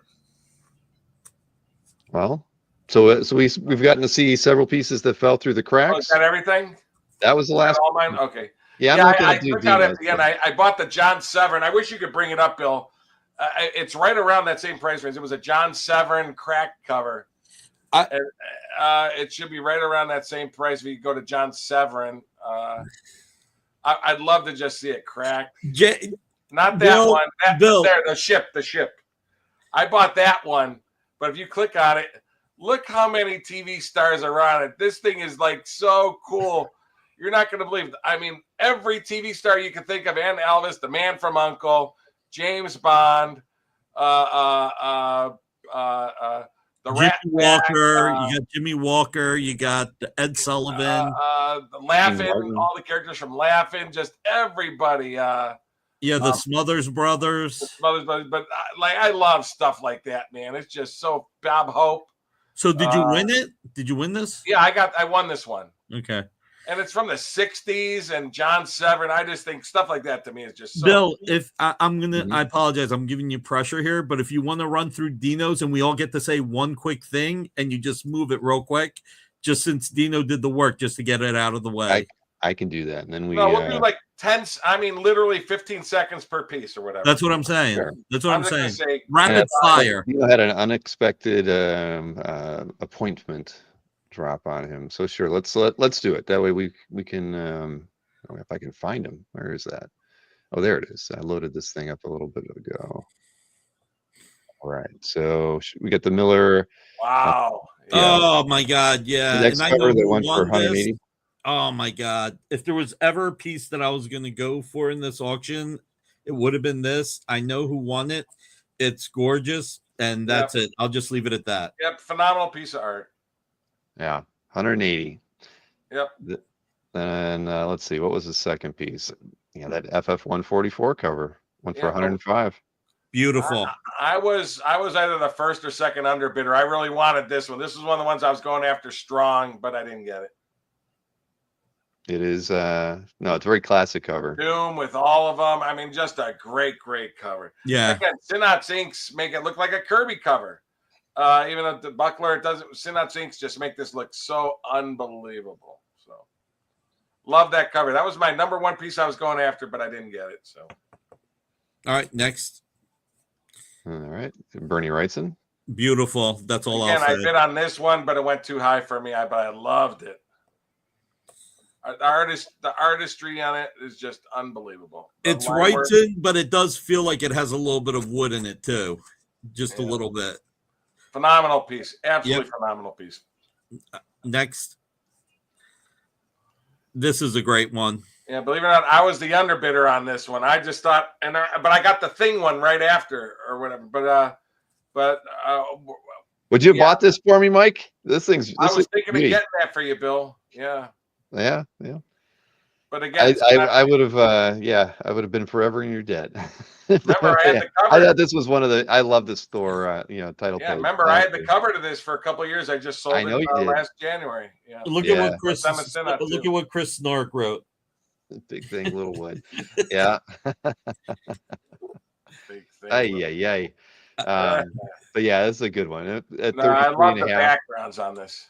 Yeah. Oh, I bought this one. Okay. So this one went for just under 20. Yeah, I mean, probably one of the largest published Hulk images you'll ever see from the 70s. So. Yeah, and it's Trimp and Severin. So. Is it? I don't know if it is. I thought it was. State, I think. Marie Severin. Oh, Marie Severin. Okay. Yep. Beautiful. Congrats, Mike. But yeah, I won that one. I loved it. To me, I thought it was similar to like a cover image. So I said, what the heck? Okay. It's beautiful. Next. This makes sense that Dino picked this. It's amazing. It's Pasella and Panosian who followed Rob on this. It's just it's really nice. I mean, look, it's 90s wacky anatomy. And it's Marvel saying, shit, we lost our guys to this new image company who are when we replaced them with, and some really, really fun, cool, silly stuff. If you didn't know better, you'd have thought Liefeld drew it, you know? Yeah. He kept that same style for sure, and that's Yep. certainly the largest Oh, Deadpool definitely image did. you're ever going to find on a piece of art. Mm-hmm. Yeah, those thighs are thick, everybody. We get Yeah, I know. for I mean, sure. it's like it, and look at that. Like, it's like, Look He at looks the like an chest. action figure, basically. yeah, Yeah. that little, what do you call it? The waist. I couldn't think of the word waist. Look at how small that waist His is. belt's too tight. That's what his Yeah. problem is. Oh boy. But so anyway, $17,000 on that one. Yep. Star All right. Wars? Yeah, Star Yeah. Wars. Millennium I don't Falcon. even know what to think of this, whether or not that was a cheap price or who cares, because it's just a Millennium Falcon. Yeah, I'm not I have no familiar way. with Don't say that if Jeff Wedding's in here. But yeah, this looks like something we should see in the Wednesday auction, right? I mean, Yeah. as far as Yeah. the piece goes, it's a nice image, obviously. Yeah. But yeah, that one could have fallen in a different. But was it inked by Williams or anything? Yeah. Yeah. Bryant and was it by Williamson too? I have no idea. I thought it was, but maybe it's not. But Okay, it doesn't matter. next, Yeah. Either way, Yeah. 7,800. Then what do we got? Magnola again, fanfare 16. Oh yeah, they had a few pages. These were beautiful. Submariner story, right? I think. Yep. I this would have been. I'm glad I didn't watch the auction. This is something I would have went for. So that page is just. Yeah, his pre-Hellboy stuff to me was gorgeous, absolutely gorgeous. Well, this is really early Mignola. I mean, yeah, this is 83 or something. Yeah. So, I mean, it's got like almost like that Charles Vess feel, you know? Yes, it does. Yes, it does. Yeah, I mean it's really nice. Mm-hmm. I like this one a lot too. Yeah. Stingray says needs more Stingray. Everything needs more Stingray to Newell. $7,200 on that one. I think that's probably the right price today, but cheap in a year or two. Like, yep, it's a semi-splash too. Yeah. And this is a Kari Andrews Axe Judgment Day 2 cover. Went for $45.60. It's beautiful. I'm just not that familiar with the artist. No, but definitely has that Bill Sienkiewicz feel. I don't remember Kari Andrews painting like this. Wow. I mean, most of his stuff is usually black and white, right? Yeah. And I think, typically when they're new to market, they're kind of going out at that. I always wondered, is that horizontal line going through it on the actual art? It looks like it's an overlay. I think it's. Okay. I hope so. Yeah, I don't know why they distract me from buying it if it was bent in half. Both images have it down there, but that line looks awful. I was wondering if it probably got folded. It was. You're right. It's a DPS that they probably. I'm guessing it got folded in the center. No, it's a cover. Right, but but it's probably large. I bet it got. I'm wondering if it got folded. Might have gotten folded by mistake, but yeah. Okay, it is combined. 21 by 32. It was folded. Oh, it's 2 boards. Wow. Somebody got a okay, there you go. What's 2 boards? I bet you Dino actually got this. That looks a little wonky. Yeah, but wow, for it being that huge and it's published, probably good buy. Yeah. His stuff is usually oversized, but 21 by 32, that's humongous. Wow. Yeah, somebody got a cheap deal. Yep. Yeah, so that's a good buy. Then I saw this one. I was going to bid on it, but beautiful, beautiful surfer. Joe Brzezowski, who not many people care about, but what a great freaking image there. Holy moly. Yeah. He had a short run. Well, I know he did a little bit of cap. He didn't do a whole lot of stuff, but I thought his work was very solid. Yeah, it was. And it is signed by Stan on the board. Signed by Stanley properly. Or not between his legs. Yeah. Next. Exactly. That's it. That's the last one that Dino had. There we go. Rapid fire. We did it. Thank you, Dino. Even though you couldn't be everybody. here, I'm sure he'll watch it on the rewind. But we got 137 people watching right now. Fantastic. Thank you. Did everybody hit the thumbs up? Did everybody hit the thumbs up? I don't know if they have, but they should hit the thumbs up. Now, do you want to go by everything else I bought, Bill? No. I'm just joking. No, well, we know that you got a lot, Mike. But by the way, we didn't say it earlier, but I did buy the first Bagley Spidey cover. That was me that bought that. Oh, nice. The 351. Nice. I just thought it's historic. I said, man, him and Ramita drew the most ASM covers in history So I thought I should get it. That was it. If you're up for it, Bill, Marcus said, can you do the EXP promo now while I'm live on the air? That's up to you. Well, we can do that. But that'll be a good way to kind of end the segment. So Go ahead. see here, the EXP video. I got it queued up here, and Gil, that's the way I feel usually. There were so many great deals, except for anything I wanted. that's usually how it goes. So EXP every Friday, 7:00. It's on YouTube. It's on Facebook. It's on Twitch. It's on Instagram. Nicky B hosting the show. Sometimes his auctions start at 11 cents. Sometimes he wears green pants. I don't know. I mean, there's I guess there's going to be a Mannix tomorrow. Maybe. Mannix. So there it is. So let's roll the clip and see what Nick will have available in tomorrow's show. Everybody, Friday, April 11th, 7 p.m. Eastern, 4 p.m. Pacific, the Original Art Experience. But before I get into the show, please hit that thumbs up. Don't forget to share. And if you haven't yet, subscribe. And hit the bell for notification and stay subscribed. Is that the way it goes? I don't know. Anyway, let's go into the original art. It's been a crazy couple of weeks. So let me show you some of the art that I have. We have the Teen Titans cover by Brett Booth. We've got Red Sonja Attacks Mars #4 by Jay Lee. We've got Thundercats Lost #3 by Jay Lee. We have Thundercats, I think it might be 16 by Mannix. Got Mannix. And then we have some really awesome commission cover art that Amy picked. Let me see if I can get more art available for the show.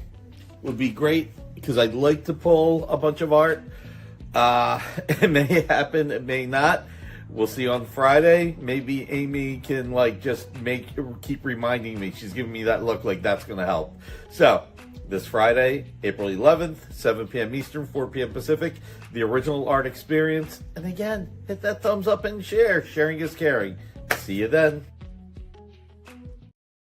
Sharing is caring. It is. And I just looked while we were talking. We got 75 likes or something. That's a pretty cool. We're up to 75. We're getting there. We should be at over 100 before this is over. And no, I'm not wearing the cap mask. Anybody? So just The get rubber that. The cat mask comes in for 300 likes. It's got to be 300. Yeah, we got to set a massive record by doing that. But I'll put the link to the T Public store one last time in the chat, everybody, where you can see me wearing the cap mask. They haven't taken it down yet, so it is still up there for those of you who are interested. And Marcus is ribbing me because the last 3 weeks I've been late for my own show, but I showed up on time for your show. I know, you were early. Don't tell anybody. They'll expect me to be able to do that. That's right, and Chris Snorks is shirt. But guys, thank you so much, and thank you to Dan Poddick, who had to drop out earlier, and to Dino, who could not make it. But we'll these are always fun. Obviously, I think just getting all of us together, talking about the art, looking at it. It's always typically better on a dedicated show where we have no time limits. But tonight we did pretty well in an hour and a half. So thank you both for doing this. Okay. And have you guys back on in another 2 months? We'll have another signature auction. Yeah, June. June is the next one. Take All care, right, everybody. gentlemen. Have a good night. See ya. Take care. All right. So always fun getting to hang out with everybody and look at artwork that I can't afford generally. But shoot, there was some good deals in there. And we'll see what they do. I think when is Heritage's next auction? If I look at that little sheet, they always do them in the same month. So we would be looking at a June, I think it's an early June auction. I think they do it the week before Heroes. So it's probably around the 10th or something like that. So that's when we'll do another one of these. But on with the show. We got a lot of stuff still to cover here. First off, I mean, everybody knows Comic Art Live is just over 5 weeks away. Is that true? Boy, it's coming in fast, and it's the 17th and 18th of May. Booth setup will begin. I believe it's going to begin next week on Thursday. So it's either Thursday or Friday. I can't remember. I have to look at the calendar. I don't have that in front of me. But that's when booth setup will start. So anybody who's a premium member, of course, gets a free booth. They get 30 days to go ahead and set up their listings. You get to post 24 artworks for sale on your Saturday drop, 24 on your Sunday drop. And your premium status also gets you into the show 2 hours early. It opens at 1 o'clock for the general public on the 17th. But for every premium member who's out there, you know it, you get 2 hours early access. You get to get in at 11 o'clock. Your want list keyword alerts go out ahead of that, so you get to preview everything. It's like the best show tab on the face of this earth when you're wanting to buy original art. So, so that's just right around the corner. But tonight I can announce that we're going to start the mystery sketches this evening, and I made the link active on the site earlier. It's underneath the menu on the website, underneath the Comic Art Live menu. I can throw the link in the chat, and here I'll even get it into here. So we are starting mystery sketch sales tonight. We have our first wave of artists that are participating are listed on there, and there's a wrinkle this time around. Let me show you a couple slides here that I put together. In general, everybody knows that typically our mystery sketch has been comprised of 9x12 sketches sold at $200 with $25 for shipping and handling. So again, those are what you're used to seeing. We have initiated with this the May show, our 11th, a mystery sketch card tier. So those are going to be at $60, and we've printed up special sketch cards for those. Shipping and handling will be $8 on each of these. When you go to the page that I linked to in the chat, you'll see that the artists are either set to doing both sketch cards and the 9x12s, or 9x12s only, or, well, I don't think we have any sketch card only artists yet, but those we're going to have probably another wave of artists, and I would think that some of those are going to be sketch card only. So this is people have been wanting a different option. I think everybody thought we'd be going to something larger, and that'll probably happen sometime in the future.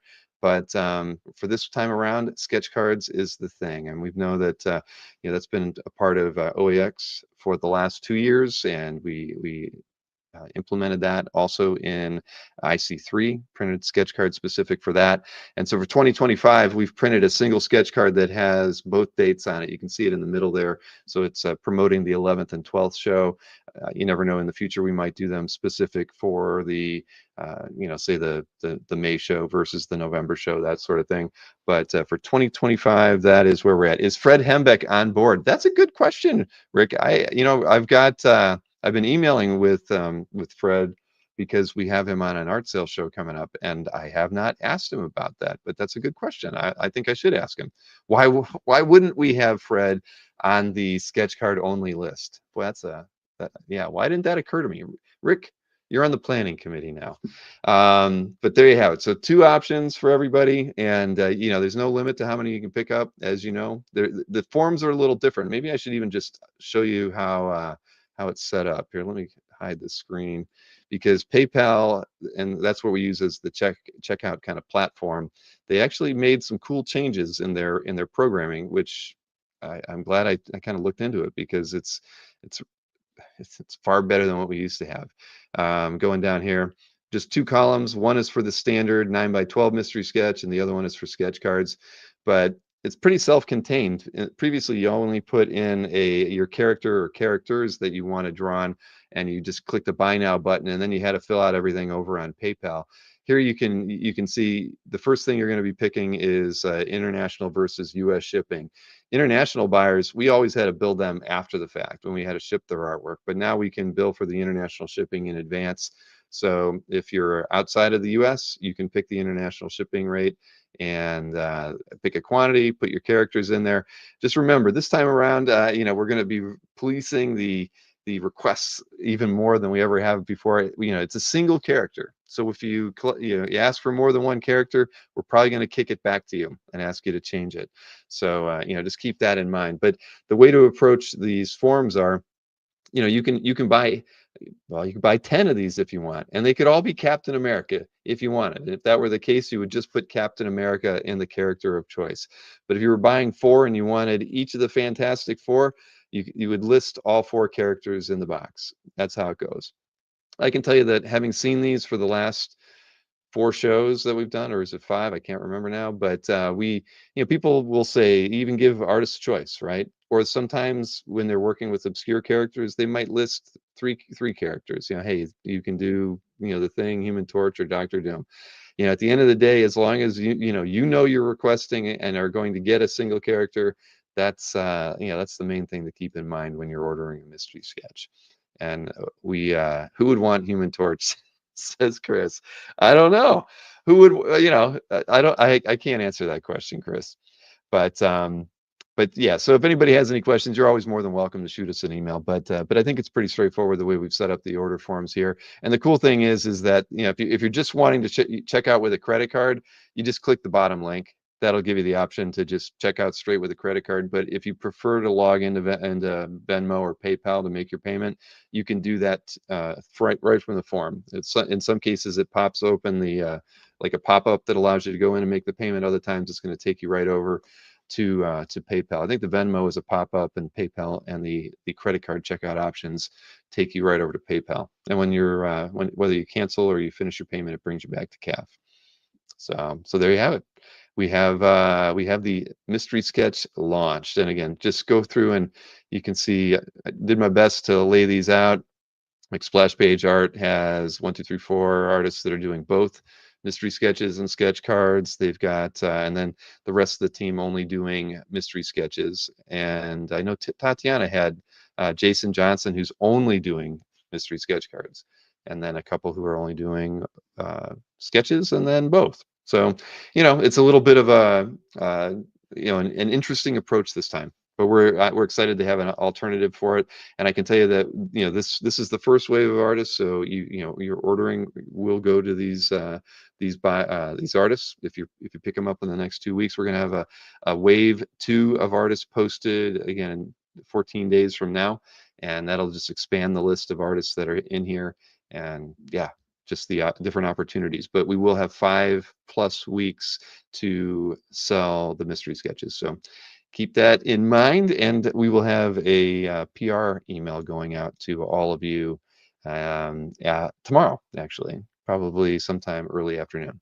Matt Moore says, what is the limit for characters in the character field? I don't know, Matt. I know that you always write a lot, though. But I have no idea. That's because you pick that you always have characters that are maybe not every artist knows, right? So I know you give them options, which is always a good thing. And but I don't know what the character limit is on that, to be honest. I don't think when I was on PayPal it states what the character limit is. It's got to be at least 256. So that's always like the bare minimum on most database fields, I would think. Yeah, I don't know, Marcus. I think it really is going to go all over, right? Because Mark Hayes got several people who are doing sketch cards, and so does Tatiana. And Next, I think the whole team is doing both that have signed on. But there's only 10 artists from Next right now that are on there on the list. So they actually have fewer artists than TD Art or Splash right now. So they just stuff to keep in mind. But you'll be getting regular PR emails for this. Beginning next week, you can expect to see more emails about Comic Art Live. Premium members will get reminders about booth setup and reminders of just that the show's coming up and the early access is there. And I think that certainly you're going to be seeing a lot more stuff happening a little bit earlier. We should be able to get some of our panels announced in advance of the show. I know typically we've been closer to the week of the show to do that, but we've been doing a lot of advance work this year for the show in 2025. And yeah, I feel like we've got a lot of things together now that we have the team in place. So a lot of fun. Let's see. No more Sowie. Nope. No, Jason. Sowie is no longer part of Next Comic Art. So, so there. Let me stop that screen, and we can move on from that. But any questions? Obviously, just let us know, and just expect to see this artist list enhanced 2 weeks from now. All right. So I've got some packages to open here. I guess who should I open up the package from Marcus first? I think we should probably do that, right? Yeah, it's I think we'll do it. Yeah, why not? Because the other package is from Joelle, and I haven't gotten to see the artwork that she has sent. I mean, I know what it is because I've gotten scans from her, but I've not seen it in person, so we'll wait a little bit longer on that. So here is from Marcus. Look at that. It's full of wieners. Is that what you Sting? Everybody's putting money on it, right? Okay. Let's see, Stingray. I don't know. I hope you're not right. Let's see. How did it? Or I don't know. Did you send it next day? You're right. It does say the expected delivery day was the 11th, but it did arrive today. So I don't know what to tell you, man. You got lucky. Okay. Lots of bubble wrap.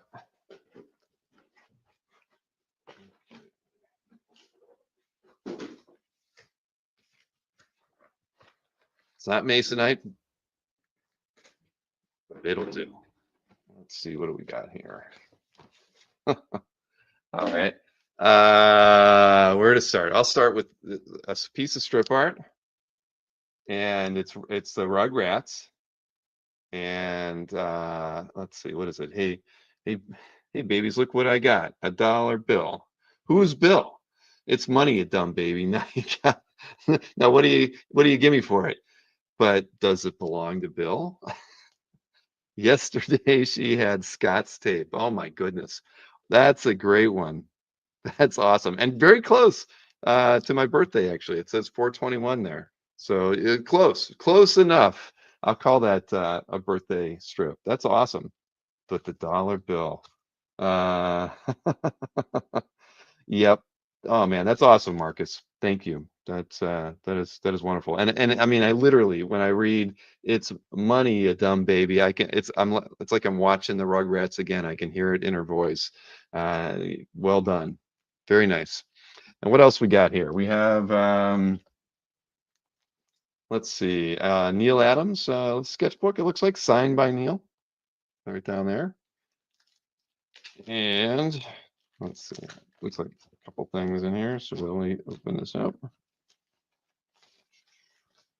And what else is here? The comic book artist with that Neil signed as well, covered by him. So perfect. Thank you. Thank you very much. Show the Joel. All right, I'm going to show it to you, Alberto. Don't worry. This does not smell like Marcus. I just say that. I mean, I don't know what Marcus smells like, but this is newsprint. So, all right. Thank you, Marcus.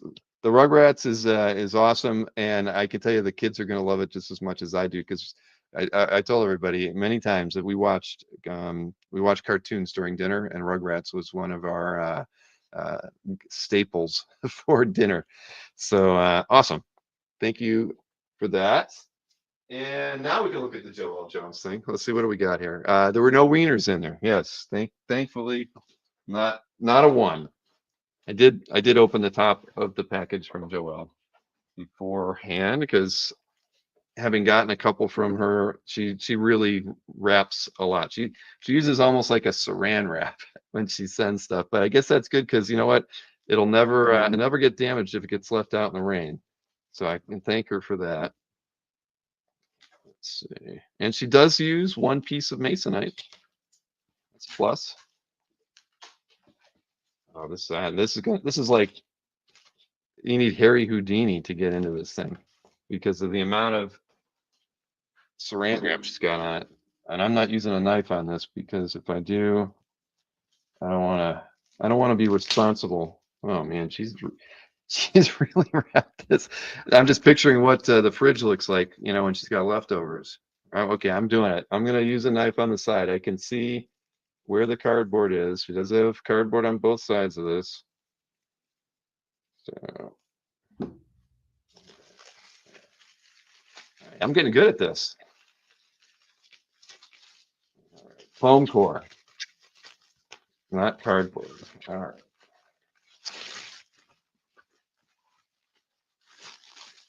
Usually wraps them in some of her old posters or something. So we'll see. Somebody should be playing some music or something while we're doing this. Let's see here.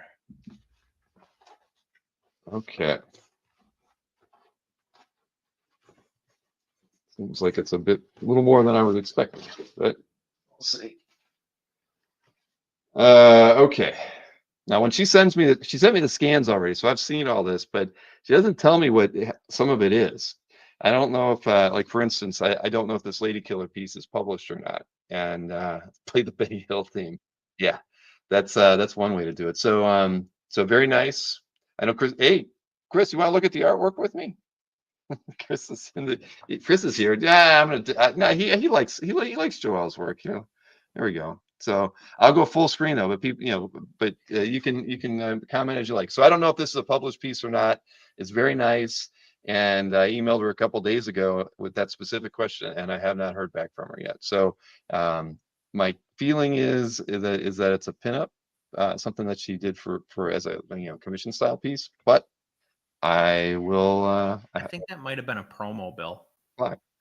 What's that, Chris? I think that might have been used as a promo. Okay. Yeah, the name of the file was very not specific. The word pinup or cover was not part of it. This one's a doozy, right? I mean, man. I mean, we had that one Wonder Woman piece from last time, and it was phenomenal. And this one is every bit as good, if not better, because of all the intricate architectural stuff she's done in this one.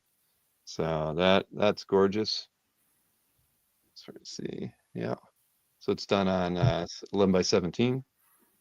How does Wonder Woman smell? That's not a question you should be asking, Alberto. There you go. This is what is it? Jerry's the horse, the Pegasus thing, and I can't remember. Yara? I can't remember. Yara Yeah. So I think this is more of a commission piece, though. I don't think this is published. But again, I could be wrong. I have to get Joelle to tell me how it was used. And you got Punk Harley, right? It's kind of cool. I think she did that one for fun, I would assume. It was one of my questions in the same email.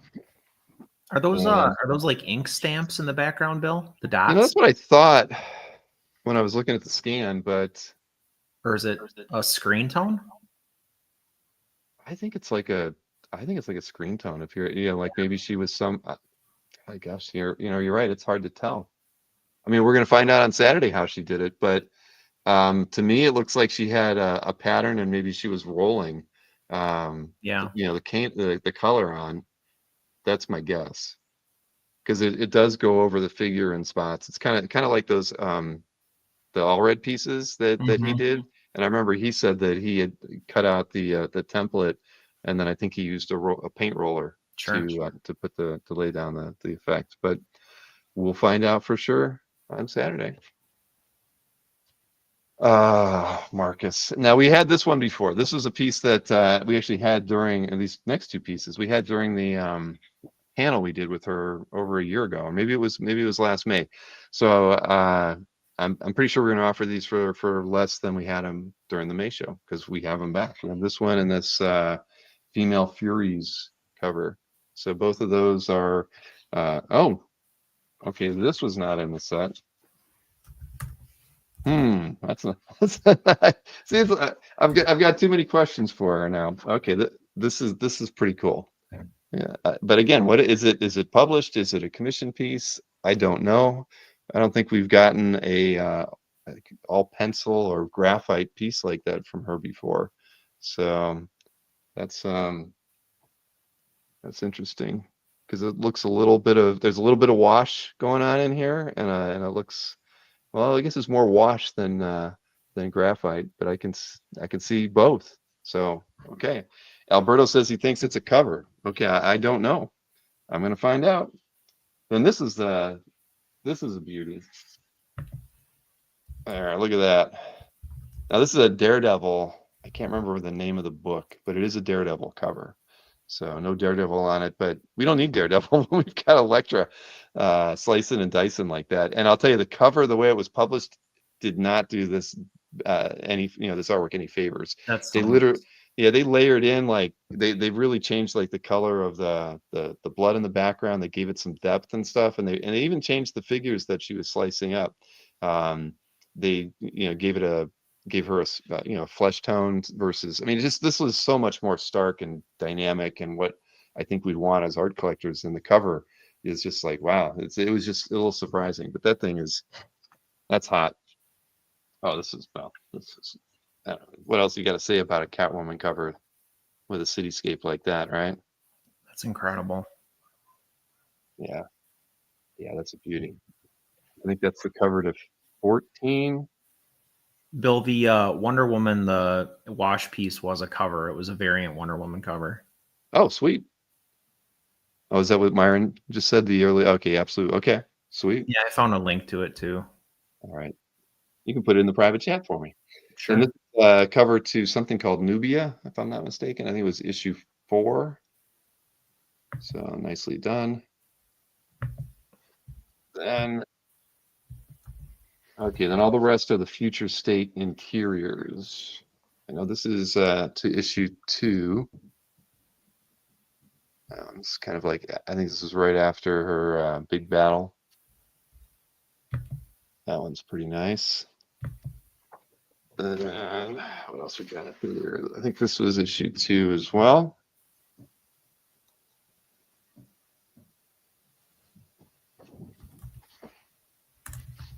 And I think this was, it didn't have a title page, but this was the first page of issue 2. I think it ended up being like page 3 or 4 because they had some interlude copy heavy page or 2 in front of this one. So this was page 1 to issue 2. Then a splash from issue 1. The sumo wrestler and death thrown in for a good measure.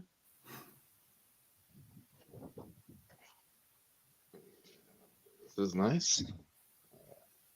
The first panel area there. That's nicely done. And what we got here? Last piece looks like kind of a con sketch. So got that as well. I feel like I may be missing one of the future. So maybe she swapped out one page for that extra cover. I thought there was an extra future state interior, but we'll see. I will not do a 2-hour interview first. She's actually at C2E2 this on this whole weekend. So she's, that starts tomorrow, and I think she's going back to the hotel to do the show.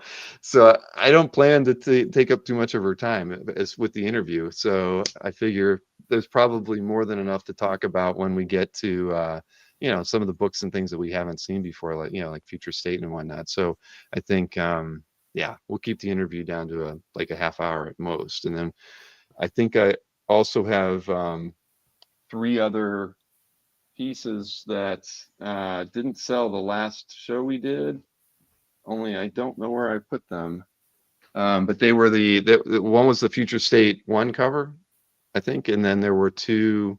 There was like a rock and roll poster that had like a zombie Santa eating a brain or something, and then a small spot illustration. So we'll have those in there too, and those will be reduced a little bit.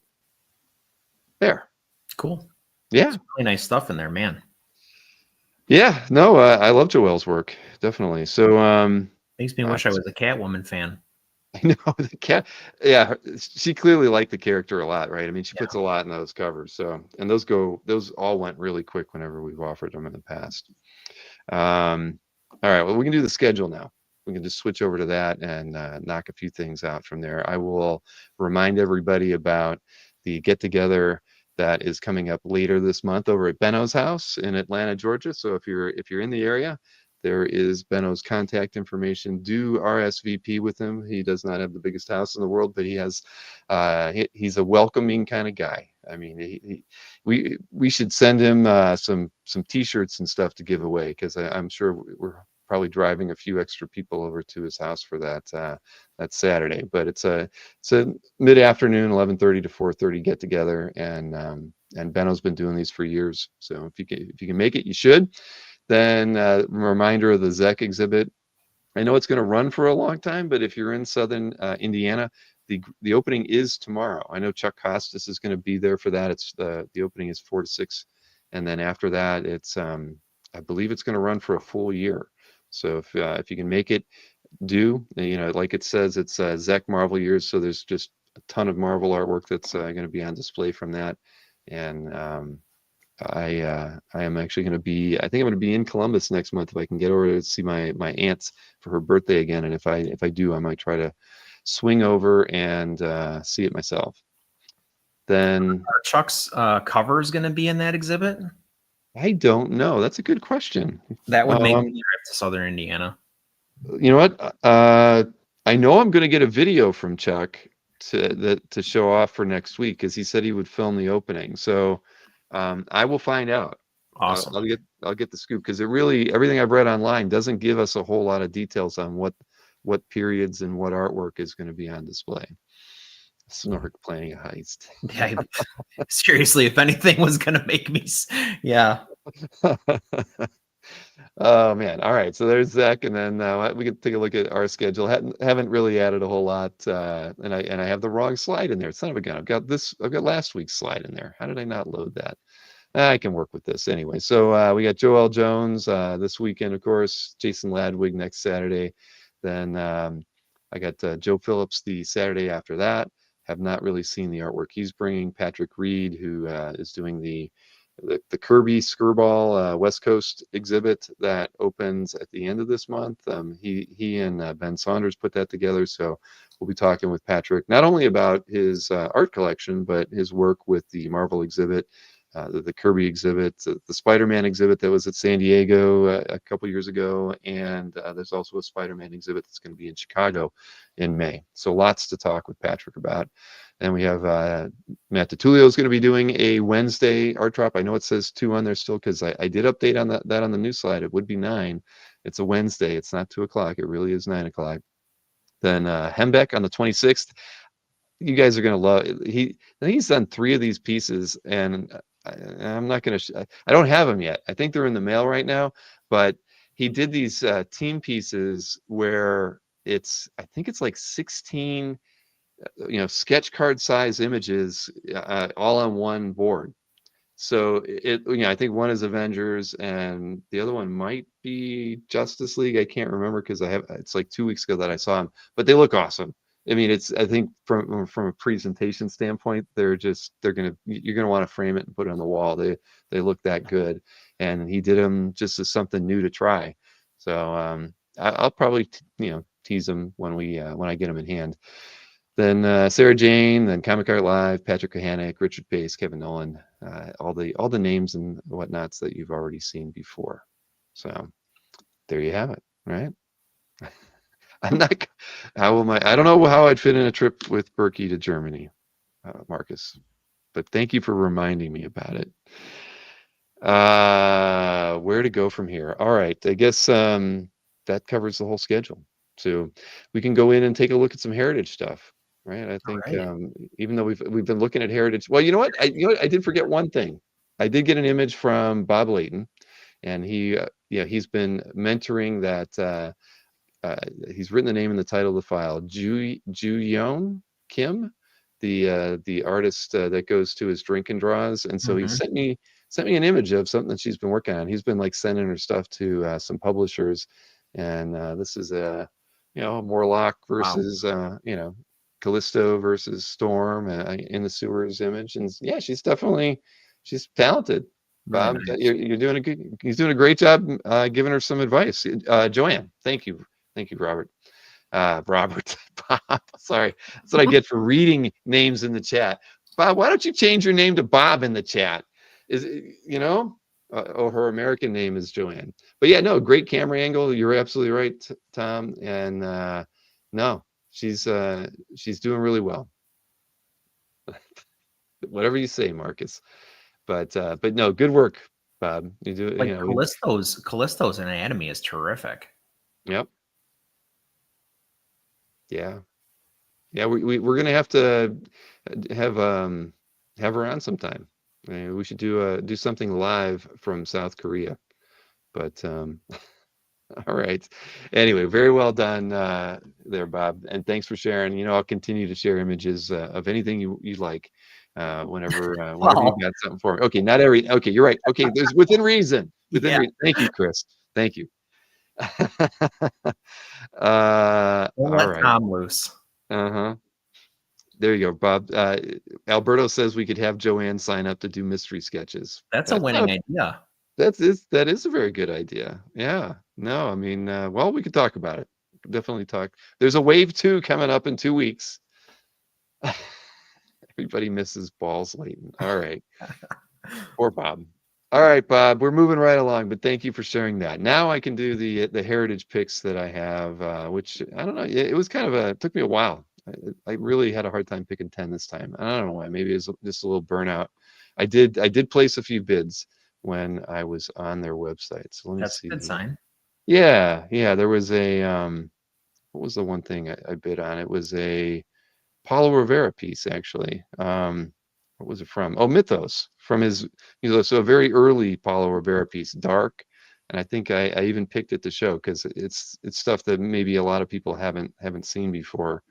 So let me share the right screen here. You're coxing yourself. I am.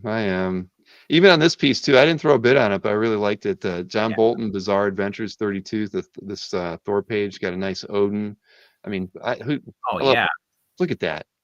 This is really nice. I mean, it's at 775 now. I think I've seen these pages hit the market every once in a while, and they usually go between 25 to $2,900 or something. But it's just great. I mean, it's so the ink wash is beautiful.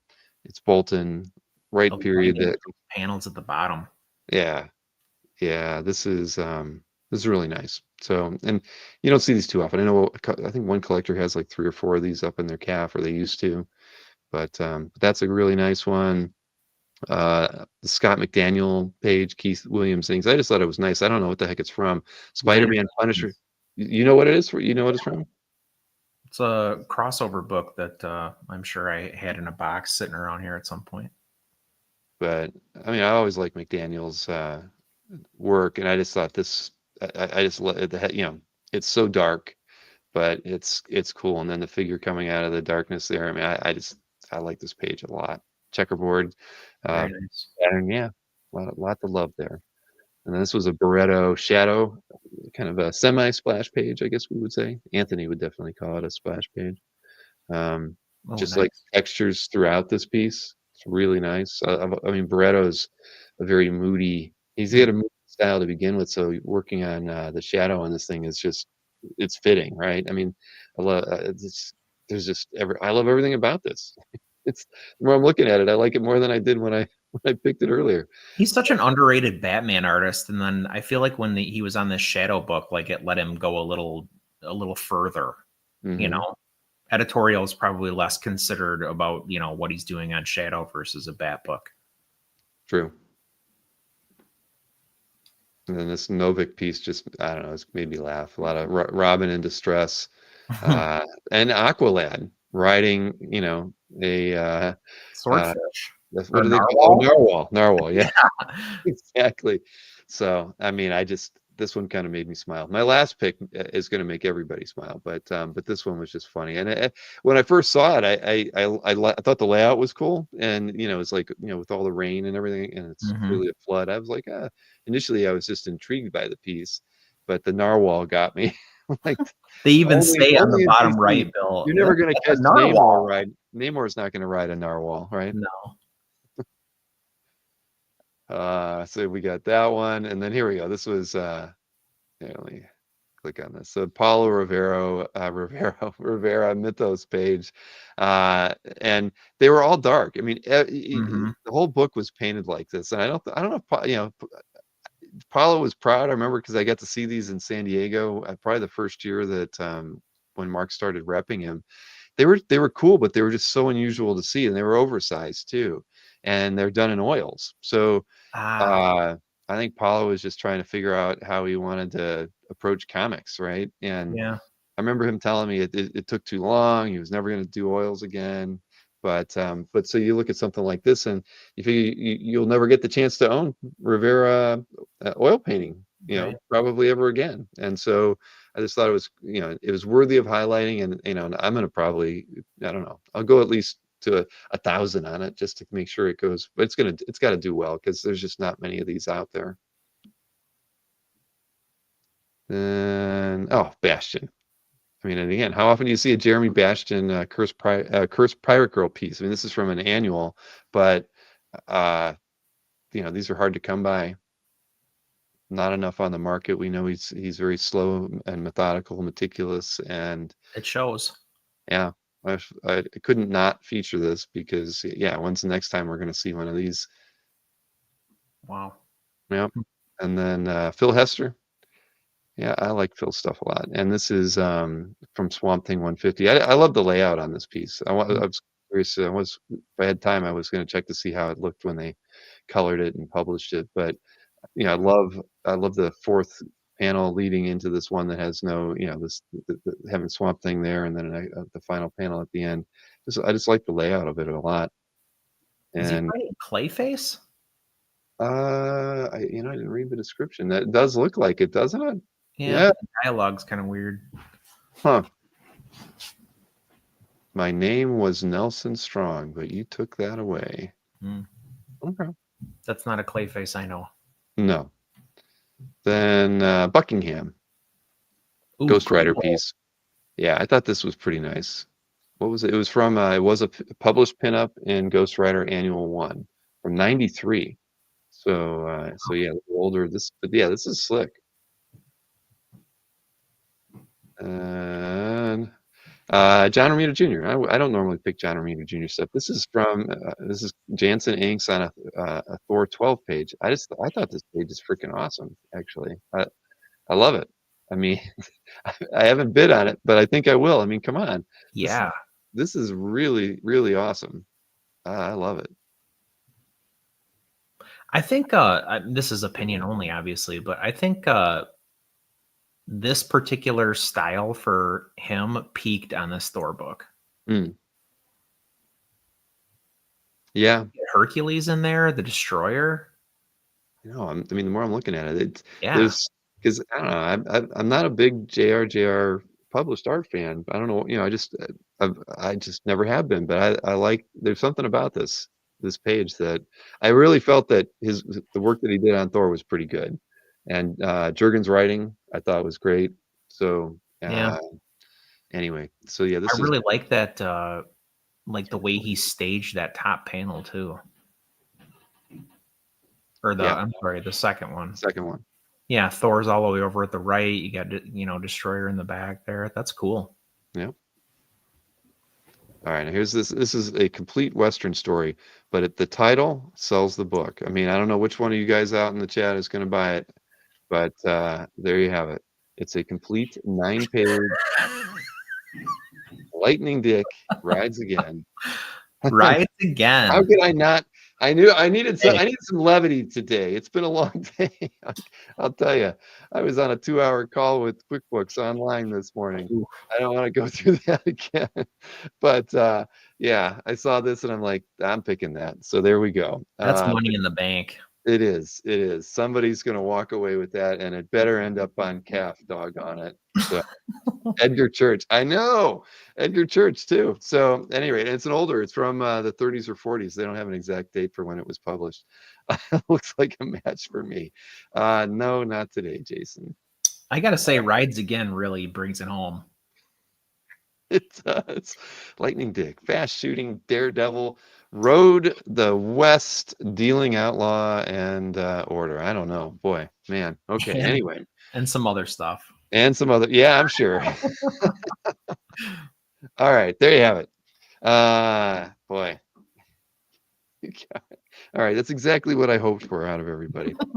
All right, let's move on to the CAF update. I'm not even sure where that. I've got so many tabs open here from the entire day. I don't even know where to go. I hope everybody was noticing, like, some, I changed the little website icon up in your tab bar. So I've been looking at that old beat up portfolio for years, and I finally was like, it's got to change. I can't take it anymore. So I changed it to just more of a flat 2-dimensional one with the word CAF on it, and I'm much happier now. Yeah. I feel like I'm not looking at a website from the 90s. It's at least up to 2020. Yeah, exactly. All right, where are you? There's my link here. Cool. All right, so let me go on with our updates. This is from the end of March through April 6th, right? And again, it's funny. Dealers, $106,000, and that's after their $80,000 week the year before. It had to be the whole tariff thing, man. Everybody, tariffs. there's no way it wasn't. I mean, I'll be curious to see where it goes in the next 2 weeks. Right now, we have the 90-day moratorium or whatever the hell, but we have never seen 2 consecutive weeks that are like that. That doesn't even add up to $200,000 in 2 consecutive weeks, right? I mean, that's insane. What is everybody's talking a lot over there. It's still lightning, Dick. Bob Layton's Don't worry. getting on the lightning side. All right. Anyway, all right. Top sellers for last week. Albert Moy, $32,000. Woo! Hey, he can put food on the table for next week. But you know what? He only had 2 sales to get to $32,000. Panel Page came in second with 5 sales for $26,000. But Berkey isn't even on this list. Anthony, 47 sales, the king of the smalls at $23,000. So he didn't even hit $500 a piece as an average on those, but he falls at number 3. And then Felix, 5 sales, just under $10,000. So yeah, that's a slow week all around. So what were the top selling pieces here? I do think Albert will be number 1 here. So let's see. Let me get the right video queued up. All right. So again, $106,069. We have this wonderful Jim Lee Scott Williams Batman Hush 2 from issue 158, page 5, went for $25,000, sold by Albert Moy.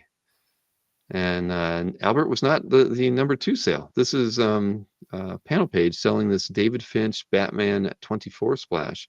Asking price on this one was $18,000. Then we've got Anthony selling the Bill Sienkiewicz and John Buscema piece of Buscema pencils, Sienkiewicz inks on this Galactus the Devourer page, last ever page from John Buscema on Surfer. Then a Transformers 1 cover.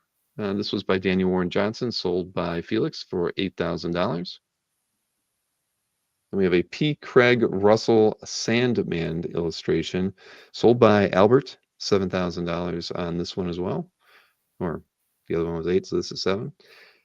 And last but not least, a big drop in price, $3,000 for this Frank Cho Guardians of the Galaxy annual number 1, page 1. Very, I think that's a pretty well-known image that Frank did from that run, right? I mean, I know we saw that in several different places. So there you have that. Auction houses, we already talked a ton about auction houses. Without the $12.2 million Heritage Weekly and eBay Weekly, we're about normal, right around $300,000 combined. We'll look at just 3 sales from each of those. And we're going to do, now this is a funny one.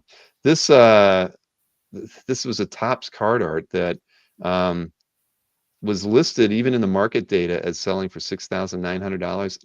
When I looked it up on that other site, because it was a best offer, $500 price on it. $500. Now I don't think we've seen a drop. I mean, that's at any rate, that's probably what it's worth. So I don't know what the heck they were thinking trying to sell it for $6,900. This is a Clayman, a Batman Catwoman number 2 splash, went for $4,200 legit. So that would have been the number 1 seller. And this Demetrios Patelis Aliens Genocide cover went for asking price was $2,400. It sold for $2,200 with a best offer. Then over on Heritage, we picked this one last week. It was probably one of the best pieces, I think, in the auction. It was Bob McLeod, Tom Palmer, Star Wars 90 splash, went for $7,200. Then you had this Preacher 60 page, went for $7,200. Steve Dillon, of course. And then last but not least, the one that even shocked Nick Barucci, but I picked this one as well because it was freaking amazing. Keith Giffen, Larry Malstedt, Flash 309 page, and went for $5,640. Big price. Yeah, that very strong price, but it's beautiful, right? I mean, It's not Legion, but boy, yeah, that was a great piece. I was talking to Chuck about that not that long ago, and I was saying, there are people pay for Giffen art. Heck yeah. I mean, for the right style. I mean, there's some Giffen art that maybe wasn't inked as well or whatever, but there's the Malstead stuff. I don't care what he worked on. I mean, they were together. They were magic. Yep. I like Gordon too. I mean, I like all Giffen, I guess, but I like Gordon. Mm-hmm. Oh, I'm with you there. Tom was the underbidder on the Giffen. I'm sorry, Tom. That's a tough price to come to, Tom. Yes, indeed. All right, let me find. Okay, here we go. Share calf. We can go on to our picks now. All right. It's only 10:15. Wow. It is. It's well. Okay. Let me share the right screen again, and we can get over here. Where are you, man? There's so many tabs. I liked your first pick though, your Chiarello pick. I would have gone with that one too. There's Yeah. not enough of Mark's artwork on calf. It was this week was like inspirational compared to last week. I was like, oh yeah, every time I pick something. I'll tell you, calf's been kind of crazy. I think we're at for the month we're 8,600 pieces of art in the last 30 days. That's a lot. So there's a lot of stuff getting posted lately, which is fun, but a little more daunting for you, I guess, because there's a lot more to go through. It is what it is. Yeah, It's a labor of love, Bill. it is. It definitely is. And so let's see. So we have Mark Chiarello. And this has reminded me of something. Not it's totally off the wall. For those of you who didn't know, and I didn't add it to this, I showed the wrong slide, and it was actually on the slide. That we had that IC3 show with Matt Sardo that launched on Wednesday, and we also have Matt DiTullio will have his own show the next Tuesday. So it's kind of like we're doing it in a two-parter. He's got a live segment on Tuesday, but with a recorded piece that'll drop on Wednesday. So pay attention to the newsletters and the PR we've got going out, because Tatiana's got a show as well, and we're doing a card art show at the end of the month, and they're all kind of debuting on Tuesdays in the month of April. So lots of good stuff there that if I would have had the right slide, I would have remembered to do that. I'm sorry. You know what reminded me was I remember you commented on the IC3 one, and Yeah. I was like, yeah. So that's that had Mikhail on it as part of the interview for that one. Yeah, always fun. But it's going to have an indie focus, which is great. All right, back to Mark Chiarello. Yeah, so I've said this before. I'm a huge fan of his. Wish that he had done, a lot more in front of the camera, so to speak, rather than behind the scenes. But we got what we got. I think the thing I like the most about this is the way he used the tones to create the depth of the background. I mean, the Batman figure is great. It's super simple. It's very Tothy, like what we would expect to see from Mark.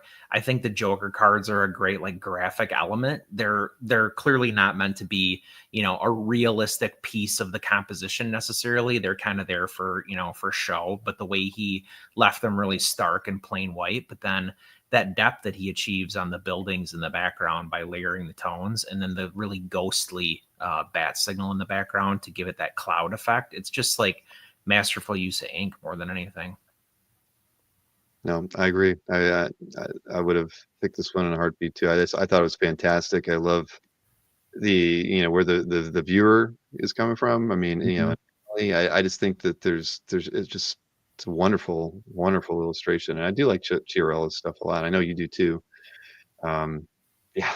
It's also really cool to see this. I mean, this is in black and white because so much of what he does can be monochromatic, but it's typically in color.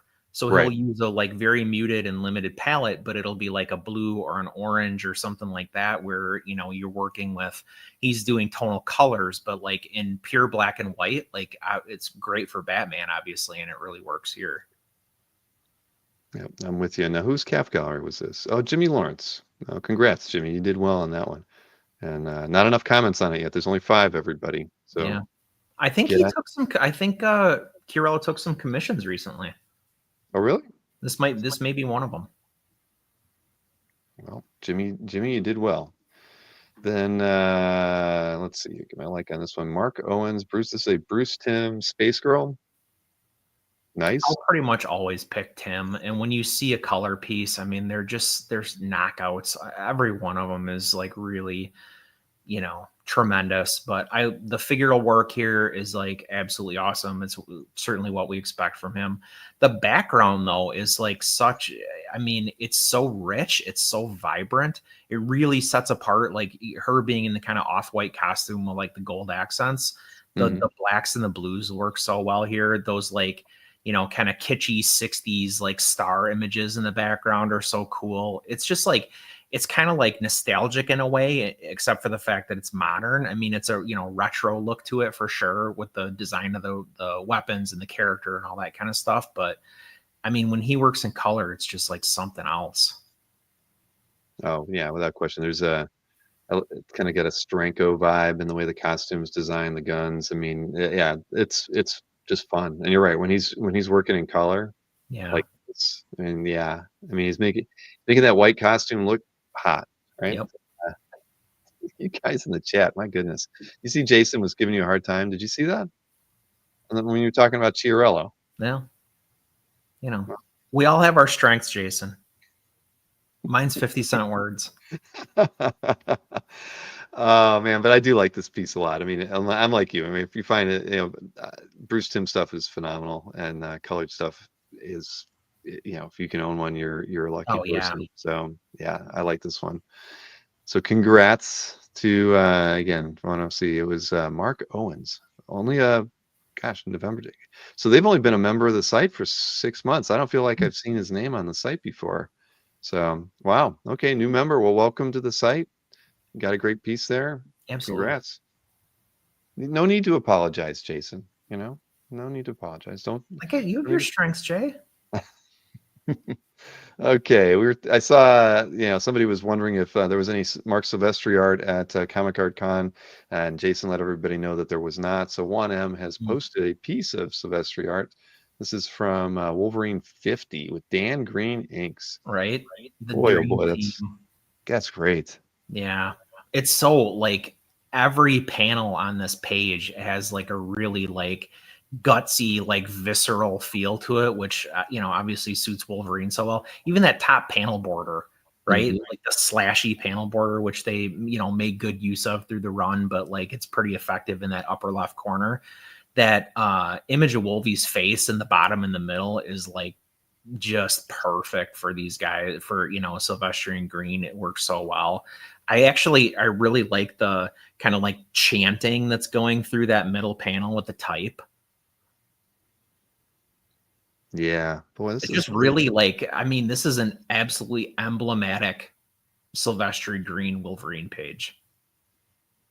It's fantastic. I mean, the more I'm looking, yeah, there's I can't find fault anywhere with the page at all.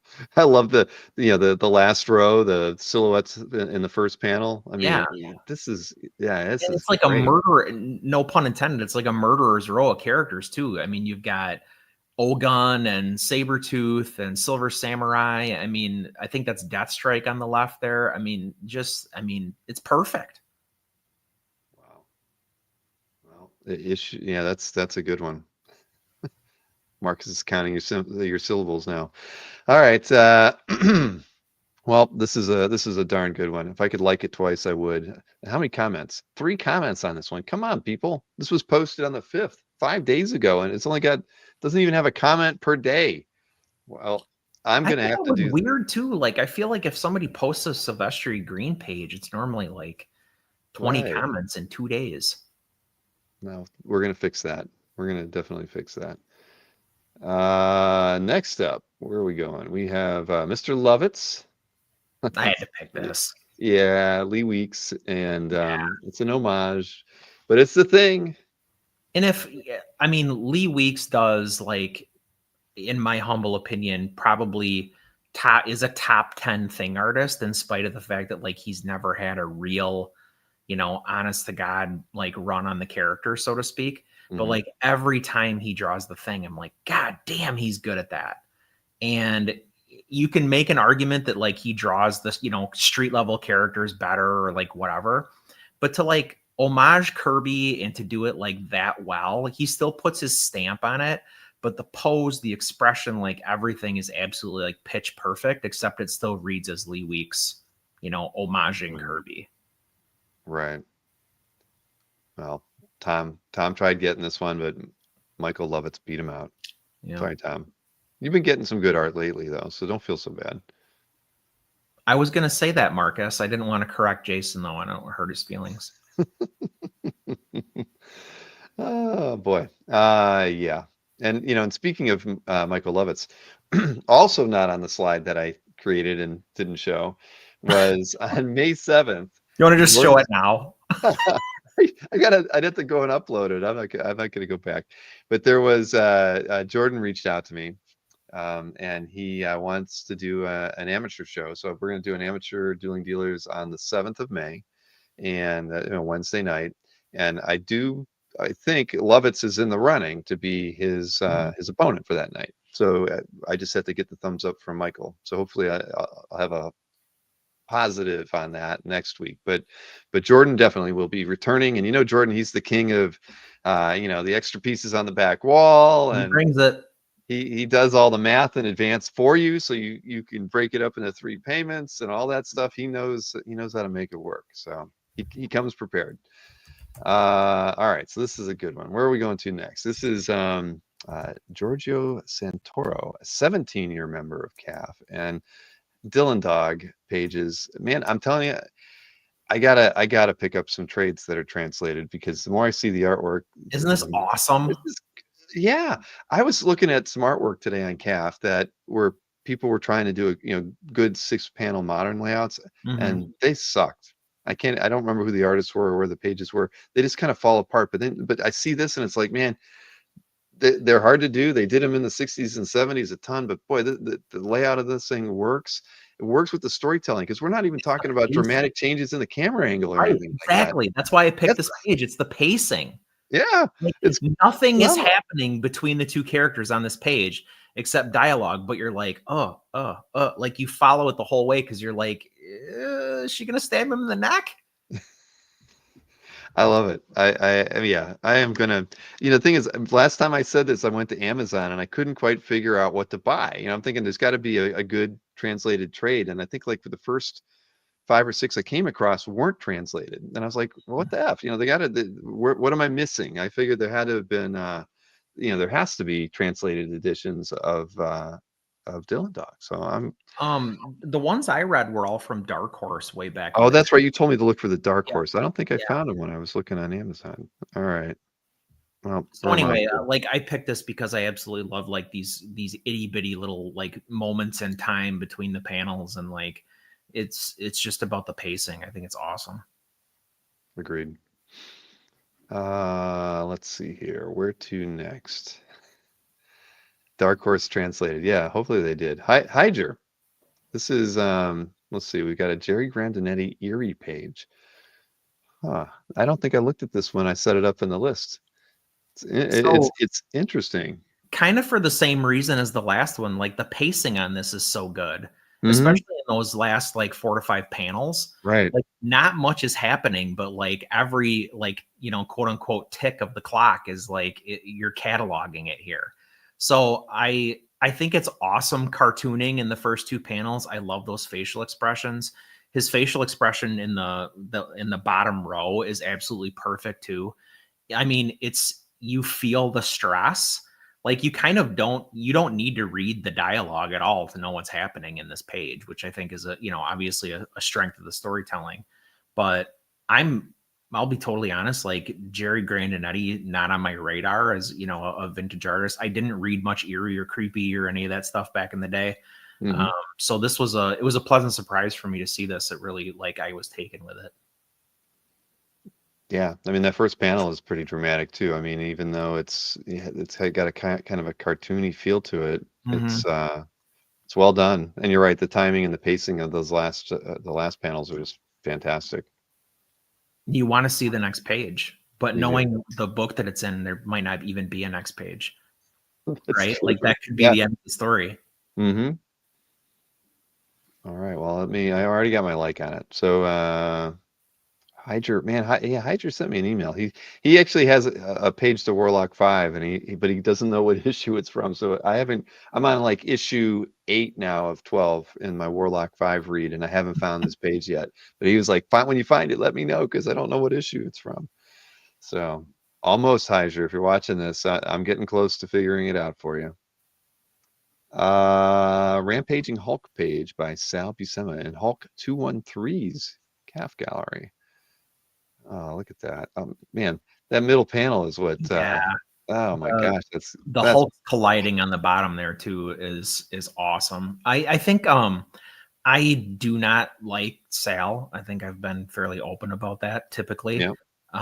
But these Marvel Magazine tonal inks add so much to this page that like I love this. Like I've never in my life said that a piece about a Sal Buscema piece, but yeah, I just think this is it's his Hulk, right? But Hmm. like the inking just enriches this so much. Yeah, no, I like this one a lot too. Huh. And you do get you get Ant-Man, Yeah, Thor, you got some and Iron Avengers Man too. there. Right. I mean, this is great. It really is nice. I mean, darn, that's a good pickup. Yeah. Hulk 213. I bet they have a few other Hulk pages in their gallery. You could assume. Yeah. Yep, yep. Next, where are we going to from that? Something that looks like it has a few comments on it, and it's Seamus's calf gallery. I haven't seen Seamus in the chat tonight. He's usually here when we feature one of his pieces. Somebody will have to give him word. So what is this from? I forget. Oh, Scalera. You like Scalera. We know that. Yeah, just a little bit. Like that. The positive and the negative stuff that he has happening in here are gorgeous. You know, subject matter aside, I don't really care like what book this is or like Mhm. you know, it didn't matter to me like who was on the page, quote unquote, because like this could be a novel cover. I mean, this could be so many different things, a movie poster, you know, the layout is very, you know, poster-esque. But the positive and the negative is really what I love so much about it, because normally we see him work in, you know, those midtones so much. Like the fact that, you know, I think that's Lucifer at the bottom there, but his suit is effectively a cutout, right? The cat Mhm. is basically like a cutout. Yeah, no, it's fantastic. Wow. I love it. This is a good Yeah. pick. I didn't see it when I was going through my picks, but I'm glad you did. And I'm sure Black Viper of Dorn is happy to see it too. Marcus is our syllable checker tonight, but Syllable counter. I do. I love it. I love. I mean, you know, the lighting on that. I mean, it's just so moody. I love And it. so many different elements that like the composition, like he really wrangled this whole thing together. It Hmm. all reads, it's all coherent, like it's really visually interesting. The light cracking through those clouds behind, I think is it Daniel, the second Sandman or whatever, the Sandman successor on the left there. But like I said, the whites on this are really what does it for me. Hmm. It's a beauty. I didn't get my like on it. We at least got a fair number of comments on it. 9 comments. That's at least a comment a day. I feel better about that, but it could use some more. Next up, Jason D'Ambrosio. What did he pick up? Oh, he has a Mike Mignola piece that isn't you know, your era Mike Mignola. But we But were just looking at that, you know, like we saw that Namor piece in the yep, you know in the Heritage update, and closer to this. Yeah. yeah, yeah, But I I used to love own a this page run from on this one. Alpha Flight. This is like I was buying Alpha Flight off the stands back then. Hmm. So it's got like a lot of my favorites. I love, you know, Puck and Box and, you know, kind of those Mignola and like, you know, he and Byrne kind of swapped books there for a while. So like he was on Hulk and vice versa. But like this is a nostalgia pick for me. Like this is a good get, Jason. Yeah, no, you did good, Jason. I think I had a page from this issue back in the day, and I got rid of it. Another victim of the mini golf. R.I.P. Chips. Yep, damn that freaking whatever. Mickey Animatado. You can pick something from Mickey's art You can drops every single week. several. I mean, see, this one you get a Rafa Sandoval cover, but my man, tons of characters. You know, Lots incredibly of depth. busy.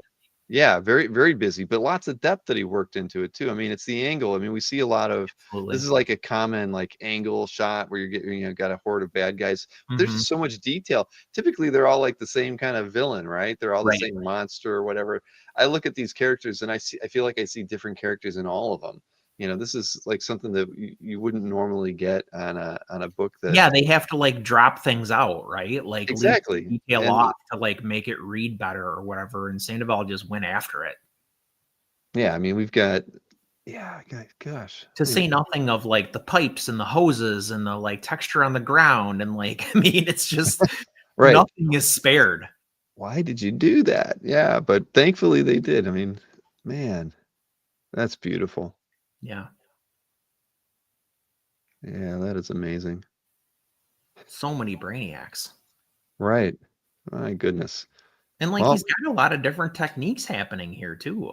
mm-hmm. Well, that's gorgeous. The color image is actually great because it really like he punches up the middle of the Mm.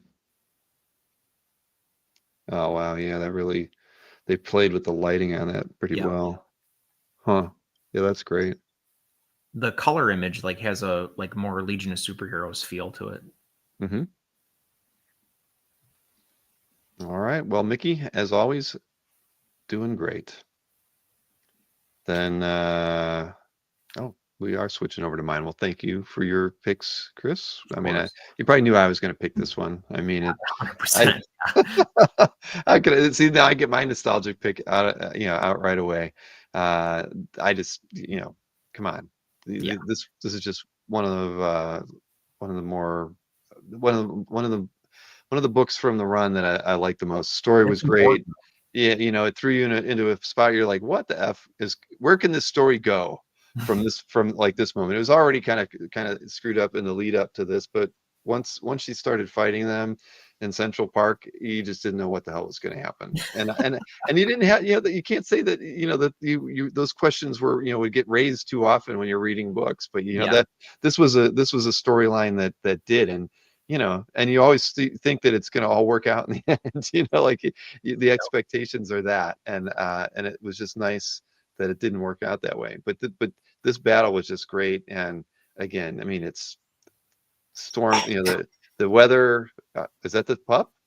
No, sorry. I was fiddling with my calf poker chips and I dropped a couple.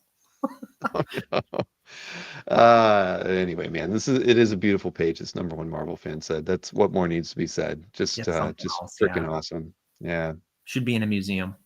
it definitely should. And hopefully, oh yeah, this has a ton of comments on it from Phoenix's Galactic Gallery. How are they not premium when they've got like gorgeous art like this? Really? We need a bigger scan. How is it not a scan?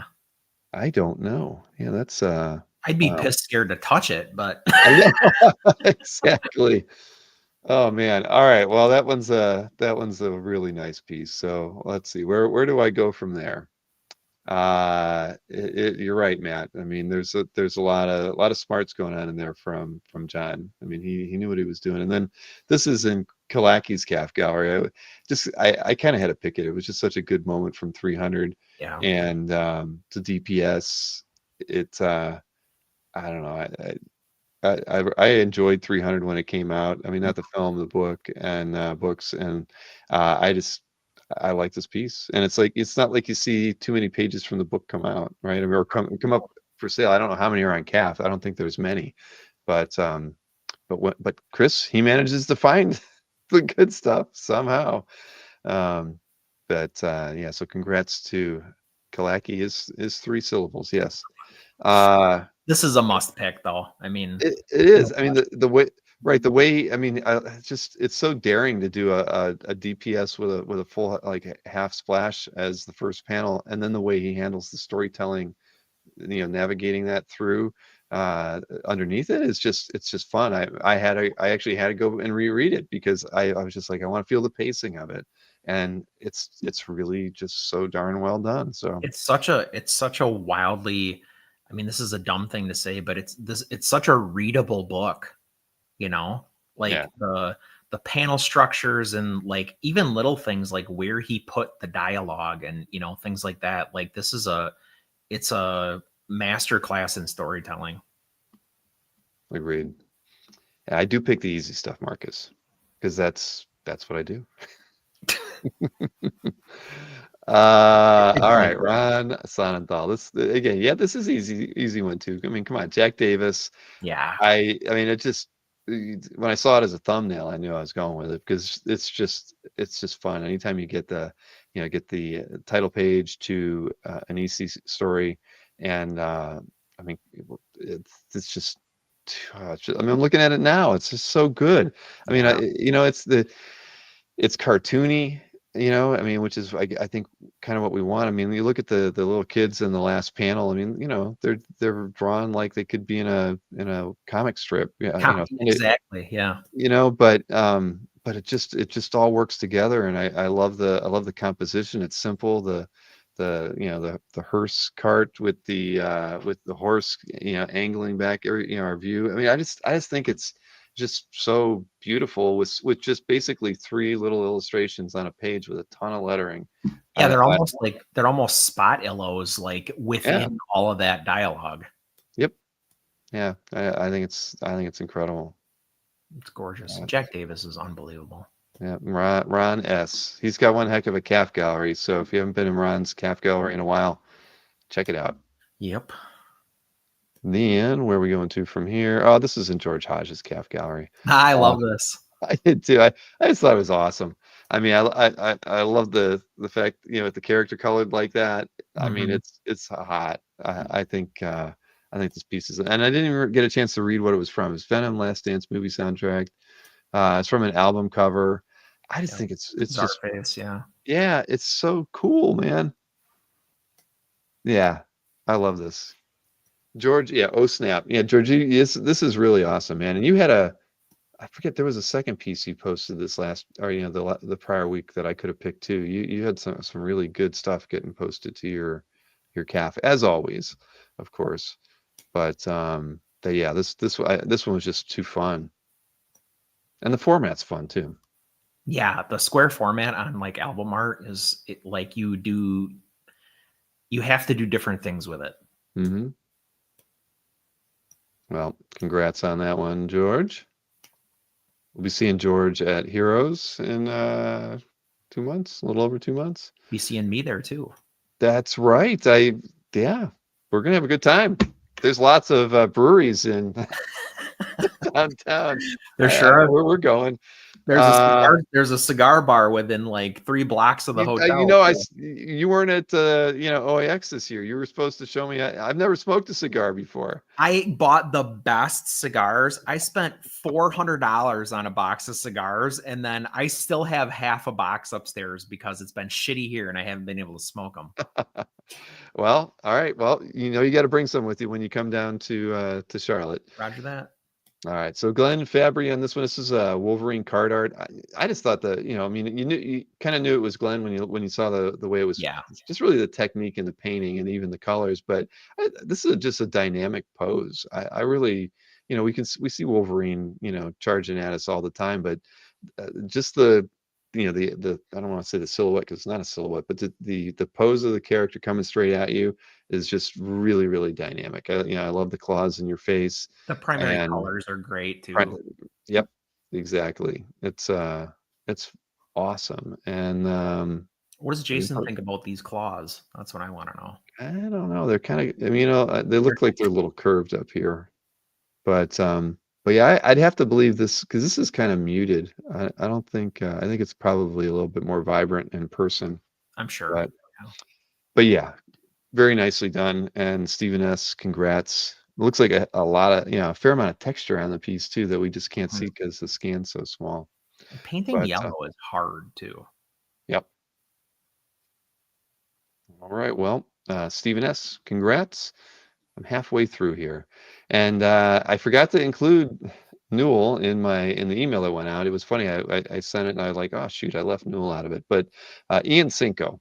I know that Newell got several commissions when he was at IC3, and they were all really cool. But I thought this Ian Cinco piece was really awesome. I just love the coloring in it. I love all the stingrays on it. I mean, that's more stingrays than Stingray could have hoped to have gotten when It he almost requested reminds this me of piece. tile.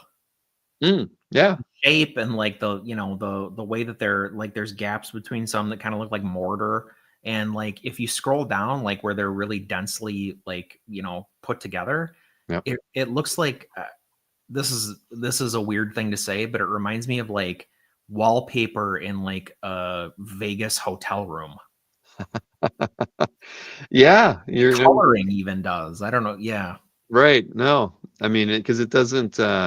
I mean, it works really well with Stingray on there, but you're right. I mean, tonally and everything, it almost shouldn't work, but it does. And I think it's just because it's so detailed. I mean, I was, I found myself looking at each Stingray, seeing did Cinco like They're all take, different. did he take some I did shortcuts? the And he same did. thing. I know. See, okay, you did exactly because I'm like, well, some of them, they're very diamond shaped, and then Yep. as I look, and then I see this one up here that's like, it's well, that's not, and then yeah. So I was pretty impressed when I saw this piece, and I wasn't very familiar with Cinco's work, but yeah, it's quite impressive. And what did Stingray say? Da, da, da, da, da. It's one of his favorite. It's in his top 5 commissions, and he says I'm supposed to look at the um, Oh wow, additional prelims. images. Oh, so it's a black light. Ooh. Wow, man, that's got to go up on the wall. That's cool, man. I'm gonna freeze frame this and go take some mushrooms. Right, exactly.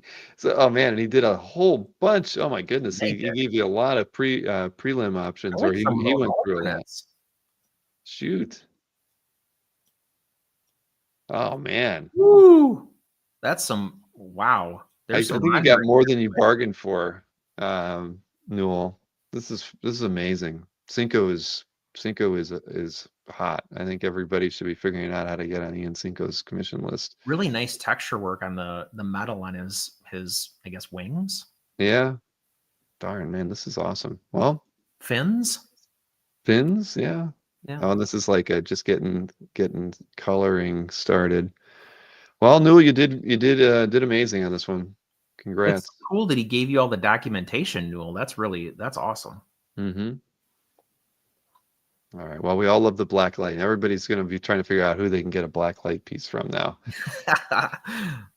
All right. Here was my cover image from the show. This is let's see, Alfred Kelsner. And this is just another piece that came out of OAX, right? Mr. Roarwild was there, I believe, and he just brought a lot of cool cover artwork from the UK. This is just another neat image. I mean, I don't know what the heck's going on. It's Whatever is not good. No, right, exactly. He does not want to be there. I would want a lot more than that pistol. Yeah, definitely. But yeah, I love it. I think it's I don't know if there was there there was a published image here too. So there you go. Works well. And then and I didn't even realize that Ian drew in a picture of he and Marcus Roarwild. Here, let me do it there. Nope, that's not working right. This is from OAX, right? Yeah, there we go. It was Marcus's setup at the show next to Dan Dos Santos. You can see over Ian's left shoulder. But yeah, that's awesome. And Marcus, of course, had a gallery exhibit there too. So, and you can tell. Look how Marcus is smiling. That's because he sold a lot of art. You kind of go into a show like that and you think it's what's going to happen. Will it work? Will it not work? Like guys like Dos Santos and Palumbo are going to do well. But then you have a guy who's bringing in, things that have been painted in the 70s, 80s, and 90s, and it's stuff that nobody's familiar with. And he did really well. I mean, I thought I was really happy for him. Well, it says something about a piece of art when it sells on the image alone, right? Mm-hmm. Yeah, exactly. Well, nobody knows who that dude is. No, not at all. Let me get my like on there. And no Zagor. What's that? It's no Zagor. It's no Zagor. No, it doesn't have the celebrity, the star power. Yeah. Well, congrats, Ian. You did very well. Robert Berman, I think you got one too. I mean, there was Dr. Bob knows who it is. Okay. I'm not surprised. No. All right, I got 3 more to look at here, and it's almost midnight. Tim Finn. So this is a Toshio Maeda piece that we can actually show on the channel. Yeah.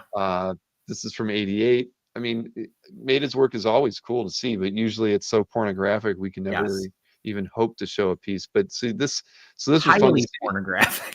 Okay, yeah, not even mildly pornographic. I was like, oh, let me go see what's on. I saw this piece and it reminded me. And I was like, what else is on? I'd like to get something from Maeda. Let me see what's on eBay. And I went over there, and everything's like got dots all over it, blocking everything out. And I'm like, Nope, not Like, gonna. I my gotta find eyes. something without porn on it. I was thinking the same thing, Marcus. That's the killer whale right there. That's the GI Joe hovercraft. Right. Well, I thought it had something to do with GI Joe when I first saw it as well, and then I realized when I realized it was Maida, I'm like, oh, that's cool. I can feature it. But again, it just shows the intricacy of his work. I mean, typically it's done for other pleasurable reasons, I guess. But here we get to just see how talented the guy is on a page that. I mean, he's got Zipatone on this thing. I mean, Loads of it, yeah. this is awesome. He's throwing in a lot of white out and white paint, whatever here. I mean, this is gorgeous. So Tim Finn, you did well. You chose wisely, or Very it wouldn't cool. have been on the calf update. Yeah, that's right, Matt. But yeah, fantastic. Now, two more to go. Where are we going to from here? Because I forget. Lance Suarez. Okay. Um, Oh, I know, isn't this good? And it's kind of funny. You know, you could put this in the Chiarella if we would have looked at them together. I like the fact that we're kind of seeing this through an alleyway again, and they're in another alleyway. I just kind of love playing with the depth and the viewer's perspective on the scene. You know, the little having Gotham in the kind of trellisy the stuff wrought there iron, is yeah. yeah, is cool. But I really just love the composition. I love the fact that we're really, you know, I feel like I'm in the space, Yeah. which you don't always get that with storytelling. You know, it's more about the impactful image or something like that. And they could have drawn this zoomed in and it would have been fine. I feel like I'm a viewer in it, and that makes this piece really enjoyable. That's a great point. And I think Rossmo is a really, really good designer. Yeah. I mean, we love like certain things about his style, right? I mean, one is that it's so highly stylized, you know, he really puts his mark on everything that he does.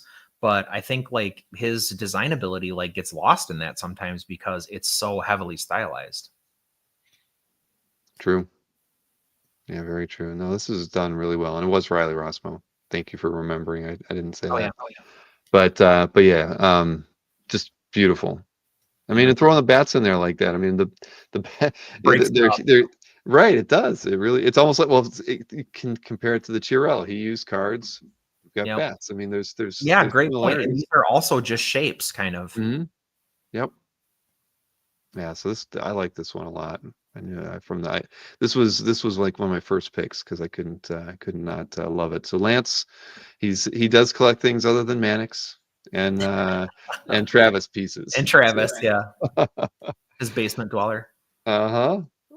All right. What was my last pick? Oh, Martin Simmons. This is an Andre's Kafka. I actually had picked two pieces from Andre and I had to kick one out. The other one was the Kasara Shadowcat piece. But the Martin Simmons, you know, I love his style. And I just thought this piece, you know, but I don't pick his stuff just because it's usually too dark or just not. Sure. I don't know. There's always something else that typically floats me, you know, to the show. I just like this one a whole lot. I love I love the blacks that are in here, but I love the reds that he's kind of carried into the blacks. I mean, I just think that painterly it's nice, and I actually think he did a fantastic job on our anatomy. A lot of times Martin's stuff I feel is a little more sketchy, but I feel like, you know, he was focused really well on wanting to make this. You know, I mean, I don't view this as an attractive figure, but he did it. He nailed it. You know, he really did a great job on it. And it is really tightly rendered in the figure for what we typically see from him. Yep. Yeah. No. I like didn't pass it up. I mean, it's just the whole thing is on that diagonal. Yeah. Yeah. This is great. Doggone it, man. Yeah.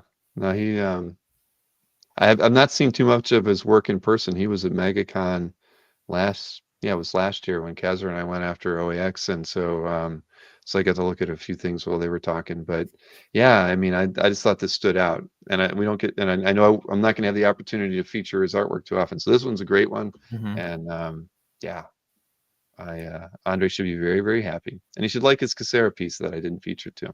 That's nice. Yeah, I almost picked that too, but I feel like I picked Casera too much. Yeah, me too. All right, cool. Well, we did it. We did it in less than 3 hours too. Done deal.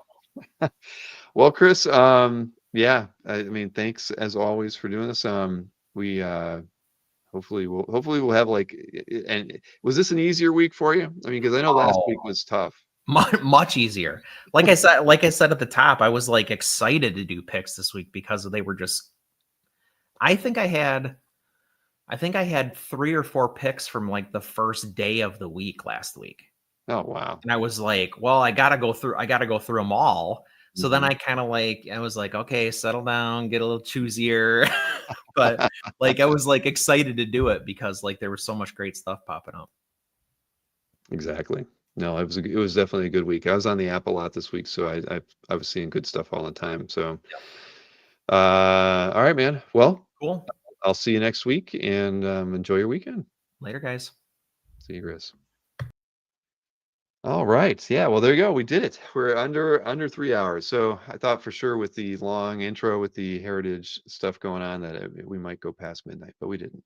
I apologize for not having my schedule slide properly set up. I'll have that going in there next week. But again, as you saw, we had some changes. Not only did I change the show or the website graphic to the calf and the nice new portfolio icon. You know, we did rebrand the channel to Calf Plus. We're not going to call it Comic Art Live anymore. There will no longer be confusion when we say Comic Art Live. We're not talking about the channel. We're only talking about our twice annual show. So Calf Plus is it, and we've got new programming to go along with it. So the month of April is going to be fun. I'm looking forward to seeing I actually haven't gotten a sneak preview of any of the other shows, so I'm looking forward to seeing what we get from Matt DiTullio next week, and then Tatiana, and then Mr. Fuller is kind of handling the card art, at least one of the show heads for that one. So yeah, V2 on the app. It's really close, Stingray. I had hoped to have it out at this moment. But I've had a few 2 steps forward, 1 step back moments with Andy the last week and a half. I got a new version of the app today, so I had to spend 2 hours going through that, testing because push notifications are in there and they're working great, but we just had a few snafus. Like once we got the push notifications doing everything they were supposed to, and then the emails that were being sent when you were like doing a contact email were misformatted a little bit, and so it was like, that's kind of part of the whole testing process, is just making sure that you don't miss anything. And so but I mean, you guys are gonna freaking love it. I wish I had I don't have it tied to my computer right now. I'd show you. But like with calf mail right now, when you're scrolling through the list of calf mail on the phone, it's got a slide left feature, so you can easily delete calf mails. So just like you would expect to do like if you're used to iOS and you're using Messenger and you want to delete something, you just slide it to the left and click delete. We built that into calf mail, and it's slick and it works. And so we're really, really, really, really close. I'm hoping that the version I get tomorrow has all these little nuanced bugs that I found today resolved. We're going to put it out to the beta testers. I hope by the end of the day tomorrow, give them a couple days to go through it, make sure there isn't anything that I've missed, and then if everything is good, I would like, definitely, I mean, it's definitely going to be out before the end of the month, but if I'd like it to be out a week before the end of the month at the latest. So yeah, we got a lot. What about for Android? Android users are going to be happy, Marcus, because the back button works now. And all so like that was something that didn't work in Android, was the back button. And not being an Android user, I didn't really understand why you'd want it, but now that I can actually use it on the CAF app, I understand why Android users were a little miffed that we didn't have that feature in the V1. So back button works, and then all the other the push notifications are work fine on it as well.